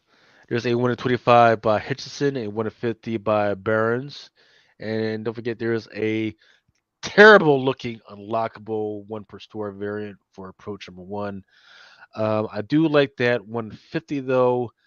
More tentacles all the time. Tentacles all the time. Feeling, he look at old dude. He's like, oh hey, back up, girl. Unless you want freaking tentacles going up your bungo, you might need to freaking step back. Warning her, just letting her know. That does look like one of those like prelim drawings where storyboard drawings, like where they're planning it out for a TV show or whatever. Exactly. It looks exactly like that, man. Freaking ripe for it. So I probably got a preview for it somewhere. I just don't know where, so I haven't checked it out. But it looks good just from the Barons one. Yeah. Axe to Death Mutants #3. The only one I really like is that Simon Bianchi one. That's it, right? So I don't know where they're going with the storyline other than somebody's getting judged, everybody's dying, everybody's being brought back. Nobody cares. You would think Rocco would throw her down though for this. I don't know what's going on with that one. Yeah. Black Panther #10. There's a Taran Clark, but that's a Miracle Man variant. And there's the Bazaldua. That's one with Shuri, once again, with the Captain America shield for no fucking reason. Is that Buffalo Bill character? Was that their first appearance in issue 9? Is that what happened? Was it #9 or was it 8? I don't know. Yeah, the problem with asking me what first appearance happens is that sometimes I've read some of these shits in advance. Yeah. So by the time this fucker comes out, it's like 2 months later for me. I don't fucking remember. Yeah, and I think Ninth was talking about how this is their first like cover. Or something like that. Okay. Yeah. Yeah. And don't think that they're not delving back into the history of Black Panther, because the video game, there's a Captain America video game coming out, and they are delving into the Black Panther history in that one. So sweet. Daredevil, which has Luke Cage on the cover, and I'm talking about Daredevil #4. It's got a Luke Cage 1 in 200 freaking retro style to it. The classic Luke Cage. Yep. So that one's coming out. There's a by American Mythology Productions. There's a new book called Dreadful Dreamscapes #1. It's okay. They've got a Cover C, I forget. I think it's only going to be printed out to 500, and a cover D, which is supposed to be limited, but I don't know how much more limited it can be. So I don't know where they're going with it. But I'm pretty sure that's the album cover, isn't it? is Dreadful Dreamscapes a band? Is that what was going on with it? Dreadful Dreamscapes. I'm sure someone in the chat will let us know first. This is showing up the comic stuff. I'll put band at the end of it.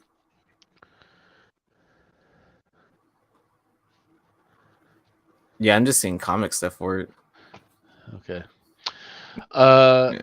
Far Cry Esperanza's Tears #1. There's a 1 in 10 and a 1 in 30. And they don't look bad. Once again, this is Far Cry comic book after the video game Far Cry, which I have not played.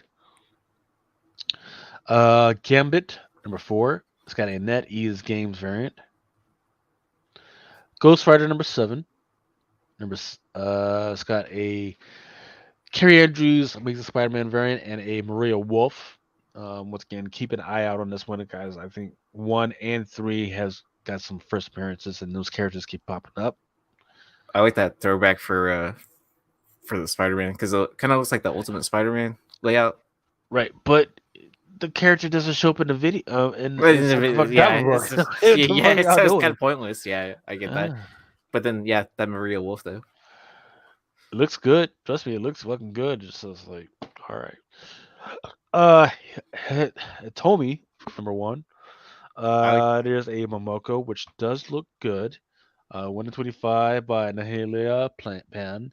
I have not read this book, but I kind of like the covers though. I like the premise of the story as well. What's it about? I believe this girl is, what is it? It's like a Ronin story where she has to become like a samurai, if I'm not mistaken. But I do remember reading a synopsis about this, and it had a pretty good. It sounded really interesting from what I remember. Okay. But yeah, I always love those. TV series good or movie good or what?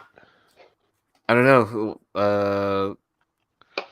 How do you think Momoko feels? Because she has this series with Marvel. I forget what the fuck is the name. What's the name? What's the fucking X-Men? The Demon Days. Yeah, Demon Days, where it's basically the same shit about a little girl. Like kind of wandering around this. Yeah. But I feel like this is like a little bit more of like, she's world building within the Marvel characters and writing her own with mutants and everything. With this has like that more of a traditional like Japanese storyline to it, right? And I feel like she does her best work when she's doing Japanese style artwork. Yeah, as long as she stays away from the tattoo stuff, she's straight. Yeah, I like the Rising Sun cover though. That 1 in 25. Yeah, that Japanese. Yeah. Mortal X-Men #7. There's the Phil Noto Quiet Council variant and the Daughterman cover A. Namor Submariner Conquered. Here's the deal. I get it, right? You got a movie coming out with Namor, but the Namor that you got in the MCU doesn't look like the fucking asshole you have on this fucking cover. So they need to get notes from DC about that. Yeah, where's the photo variant of this motherfucker? Or why are you taking me back to the 60s and the 70s with this shit? So I don't know. Yeah. Deadpool Samurai. I don't know. I forget which company does Ninjets. Dynamite. Dynamite does Ninjets. I still got to get the #1 and census for this one. But there's going to be Ninjets #2. There's a 1 in 7 and a 1 in 10. Laurie Virgin. like I keep saying, anime. People understand Japanese culture and Chinese culture, and that's where a lot of these teenagers are gravitating to. Rotated towards, yeah, especially with like what webtoons and all that. Well, even like what Deadpool Samurai, with the secure spider stuff. If that's what you're referring to. I mean, I don't know how much they're gonna expand more onto So, the. I forgot to mention this during the news portion, but One Piece. I think it's this week or next week, in New York Times Square. All like how they have all those billboards and Mhm. digital billboards and everything is going to be nothing but One Piece. Oh, really? Yeah. Oh, all in Times Square. Hmm. Well, yeah, because I remember when what the Triple Logo Man stuff was on auction with Golden, like Times Square was lit up with all that. I would be surprised if they didn't do it this weekend, like during New York Comic Con, like because they always have like random stuff happening like throughout New York. Like when I went, they had the pop up store for Game of Thrones at the HBO thing. Right. But it looks like this one is supposed to be One Piece film. Red came out in Japan last August. I think there's supposed to be a U.S. release pretty soon here. That's why they're bringing it out. Um, yes, in honor of its upcoming North American release. Don't forget that the first appearance of One Piece was in Weekly Shonen Jump that came out on July 22nd, 1997. It was issue 34. If you are interested in buying it, do not buy the second print. There's a first print, which is going for like $1,500 right now. So don't tell me that shit isn't fucking collectible. One Piece is that the longest ongoing anime series currently? It is. Was it one that made it to like 100, or was it 1,000? No, it was 1,000. Yeah, it's approaching 1,000. Wait, did it pass 1,000? It already passed 1,000 back in January. Yeah. Oh, okay. I wasn't sure. Yeah. And then there's a manga as well for that. Yeah. So while some of these comic books have gotten on the train, like, okay, anime, that's where it's going. People love the look of it and everything. Let's go ahead and do that. Other freaking comic book publishers have been doing shit like, oh, hey, we got a movie coming out. Let's turn this old 60 characters gay, i.e., Scooby Doo's Vilma. There's going to be a Scooby Doo HBO Max movie, and in that movie, Velma is going to be gay. Oh, from Scooby Doo? Yes. Or they say LGBTQ, Q plus. whatever that means. So that Yeah. I don't know whether that means that she's gay, like she's lesbian, or does that mean that she's actually a guy? Mm. Don't know. So What's up, dollar? That's yo. That's who popcorn culture is. Richie. Okay. What's the Future? 1 in 30. Excuse me, number 30, 1 in 25 by Enyok Lee. Are people still reading this story? No, they're not. Fuck. They're not. I'm just reading this shit. Star Wars by Just. It looks amazing, but the fucking I had to double look. I had to double look. Is that Luke in like a Imperial outfit with the yellow lightsaber? Is that what I'm staring at here, or is that just a new character? No. What am I looking at? I don't know. I guess we'll find out this week. Then there's Star Wars number 28. There's a 1 of 50 coming out. Star Wars High Republic. No. And then there's a Star Wars Vision number 1 coming out. I'm actually looking forward to reading Star Wars Visions because look, they already got the TV series, or not even the TV series. It was a one shot freaking where came out. Yeah, where they had different Japanese anime creators doing their interpretation of Star Wars or making their own unique storylines. Yes, sir. Mm-hmm. So I figured they would just take whatever people watch the most and then actually do comics. I mean, they did cards for all those different series and all that. So Teenage Mutant Ninja Turtles 133. Oh, we can actually see the Eastman cover. Wow, that's amazing. Vampirilla Mind Warp number 2. This one's by Lori Lee. Oh, excuse me, Lee Lurie or Lurie. Venom number 11 by Raposa. Wakanda number 1. There's that 1/100, and there's a 1/25. Oh, the art germ. Break your retainer cover. Yes, sir. Yeah, so it's weird, right? So, I got a lot of clicks on my shit to look at it, but nobody was actually really buying it. So there's a lot of female perverts out there that love to look at it. They're just not fucking buying it, which tells me that you don't understand how the game works. If you want to see more of it, you buy it. That way, That way, That way you can hold it at home. Yeah. And sleep next to it. And then the publishers will make sure they keep putting that type of content out.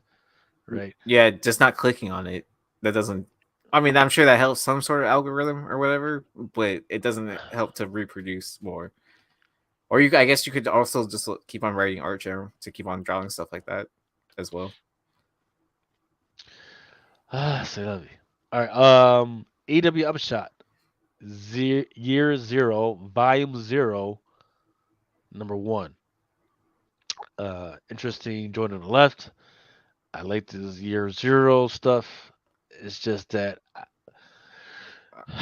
it's frustrating because AW Upshot, you actually need to do something. You've made some announcements. Hey, we've optioned this, that, and everything, but you actually haven't done anything fucking yet. Right. Like, like Chariot was like one of those books or whatever. They always make those announcements that they're optioning this, and then that this publishing company is intended to like to make a movie, TV show, whatever original property, but we haven't seen any kind of results from any of this. Sir. From Popcorn Court True says, Aaron, hit me up, bro. Let's rip some wax backstage and chill like the older days. Haha. Yeah, definitely. And X-Force has got a Momoko with Morocco Man and Old Girl. Yeah, I've been meaning to hit you up about that anyways, to rip some wax and all that, because I've been seeing you ripping some pretty cool stuff. I need to watch your prison video. Oh my goodness. Well, that's all I got, man. What's the next time everybody's going to see you, Aaron? I will be on tomorrow. I'll be on tomorrow night with Beyond Wednesday with Monarch Comic Mayhem, and then I'll probably have a Whatnot sale before that for cards at some point in time whenever I wake up today. And after I go take care of a couple things. Okay, all right. Listen, I got a No Prize podcast in about a couple of hours. I gotta fucking read all the fucking Marvel books on. And then maybe after I got done freaking being drunk and doing wine tasting and picking out a fucking pumpkin, might do a fucking Whatnot sale. Actually, I do have to do a Whatnot sale. So I can spin the wheel and get rid of these freaking books. So when you do wine tasting, do you actually spit or do you actually just drink it? No. No, you fucking, unless it's like really nasty. Like, so for instance, I can tell whether I'm going to spit or not by the smell. If it smells absolutely torrid, I'm probably going to freaking spit it out. Okay. And you could tell, like, if you walk up to the table and the shit's already sitting out, like they didn't fucking pour it, and then I smell it, and it's fucking says, yeah, I'm fucking spitting that shit out. There's no reason. Oh, because like certain wines you have to like air or whatever. What is it called? Like, yeah, you gotta air them out, but you don't air them out in like little fucking cups. You fucking air it out through the fucking bottle and shit. Yeah. Where you live in the bottle, or yeah, Not in a paper cup. Like, what the fuck y'all doing? But you know, once again, I live out Hey, in the wait, mountains, is it so every church or is it wine tasting? Where are we here? exactly. Like, look, at least give me my fucking little fucking vanilla wafer crackers and shit. You know what I mean? Fucking fill my stomach up. You know, I shouldn't be fucking this fucking hungry. But yes, once again, thank you. Thank you very much to the 50 people that are hanging out with us to the very last end at almost 4 o'clock in the fucking morning. Good lord. Um, but yeah, I think we had another good one. Freaking, we talked fucking. Oh wait, let's see. Teen and bam. Sports. Last thing, sports. This is the lines for Giants and Packers. Packers have not been absolutely freaking impressive, but they still got a line is at 360. The Chargers Browns don't know what the fuck is going on with those guys. Can't believe Justin Herbert is only 2-point overdogs over the leaders over those guys. Steelers, Bills, absolutely getting crushed by the Bills. I would take the Steelers, man, because that's the only thing is that they're on the road on that one. Buccaneers, do we really trust with all the shit that's going on with Tom and Giselle for Tom to be able to do his fucking job? Dude, Tom looks all cracked out now or something. Like, why does he look so skinny? I don't know. So maybe think about putting a little bit of money. Maybe I would say maybe parlay some Pittsburgh with some against Atlanta. I mean, but he does need to complete the Infinity Gauntlet with all 8 rings, right? Tom was just doing side missions at this point. Washington Commanders have not been able to get their shit together. So maybe how are go the with, Texans doing? I don't really watch professional football. I don't know. I mean, I know a lot of people are hyped about Davis Mills or whatever. But I see a lot of games, man, that've got a lot of potential for upsets this week. Seahawks, Saints. That's gonna be interesting. Jets have people. I'm looking at that Miami Dolphins game versus the Jets. I'm thinking, wait, which team does Tua play for? The Dolphins, right? yeah, So why the fuck do they got them winning against the Jets? And the Jets have actually been pretty good this year. maybe it's like That's, that excitement on the on. I don't know. I think this is a people don't realize that Tua's going to be out. So Oh, is he actually going to be out this week? he has to be. He's got to be on concussion protocol. When your shit's fucking up like this, like you're fucking like you're throwing the fucking gang signs while you're on the fucking ground and shit. You shouldn't be come back next week. 49ers, Panther, and the Eagles, Cardinals. But the Eagles are barely winning every single game on the road against the Cardinals. I wouldn't even fuck with that game. I would just let it play out. Cowboys, Rams. Cooper Rush, he's undefeated. Yet they got him losing to the Rams. So that's a push. Raiders versus Kansas City. I could take that. And then that's it. Dolphins started 3-0. Yeah, they started 3-0 when they had Tua. Yeah. No, your quarterback got crushed. Absolutely fucking crushed. So but didn't he travel back with the team that same night from the hospital? What you talking about? The first game or the second game? Because the first game he fucking fell and fucking cracked his fucking head. They got him evaluated. Then the second game, which was a Thursday night game, he left on the stretcher. Yeah, he got fucking rocked. And then they fired the physician because of that shit. So he better not be on the fucking field again. Yeah, so that's why. Oh, okay. I see what you're saying now. Yeah, that makes sense. Yeah, that's why there's a whole bunch of players getting freaking pulled, like even on the game on Thursday night.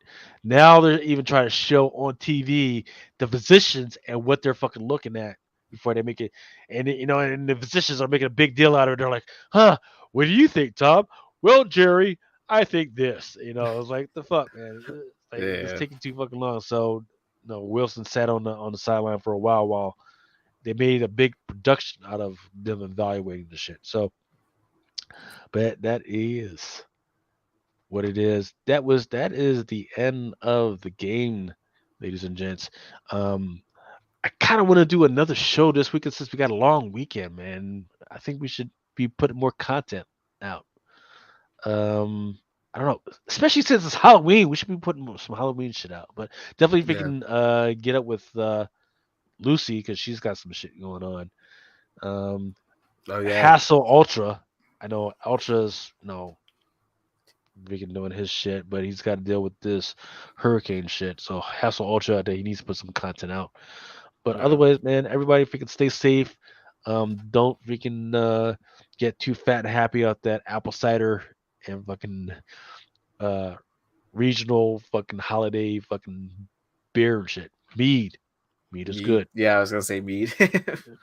Mead is non-gluten. Just saying. And eggnog should be right around the fucking quarter. So that's all I got, man. Anything from you? No. I'm just looking forward to Baltimore. I'm sure that's gonna be a good fun time. So yes, sir. All right, Rick and everybody, love you guys. Stay safe. Out. For each man in his time.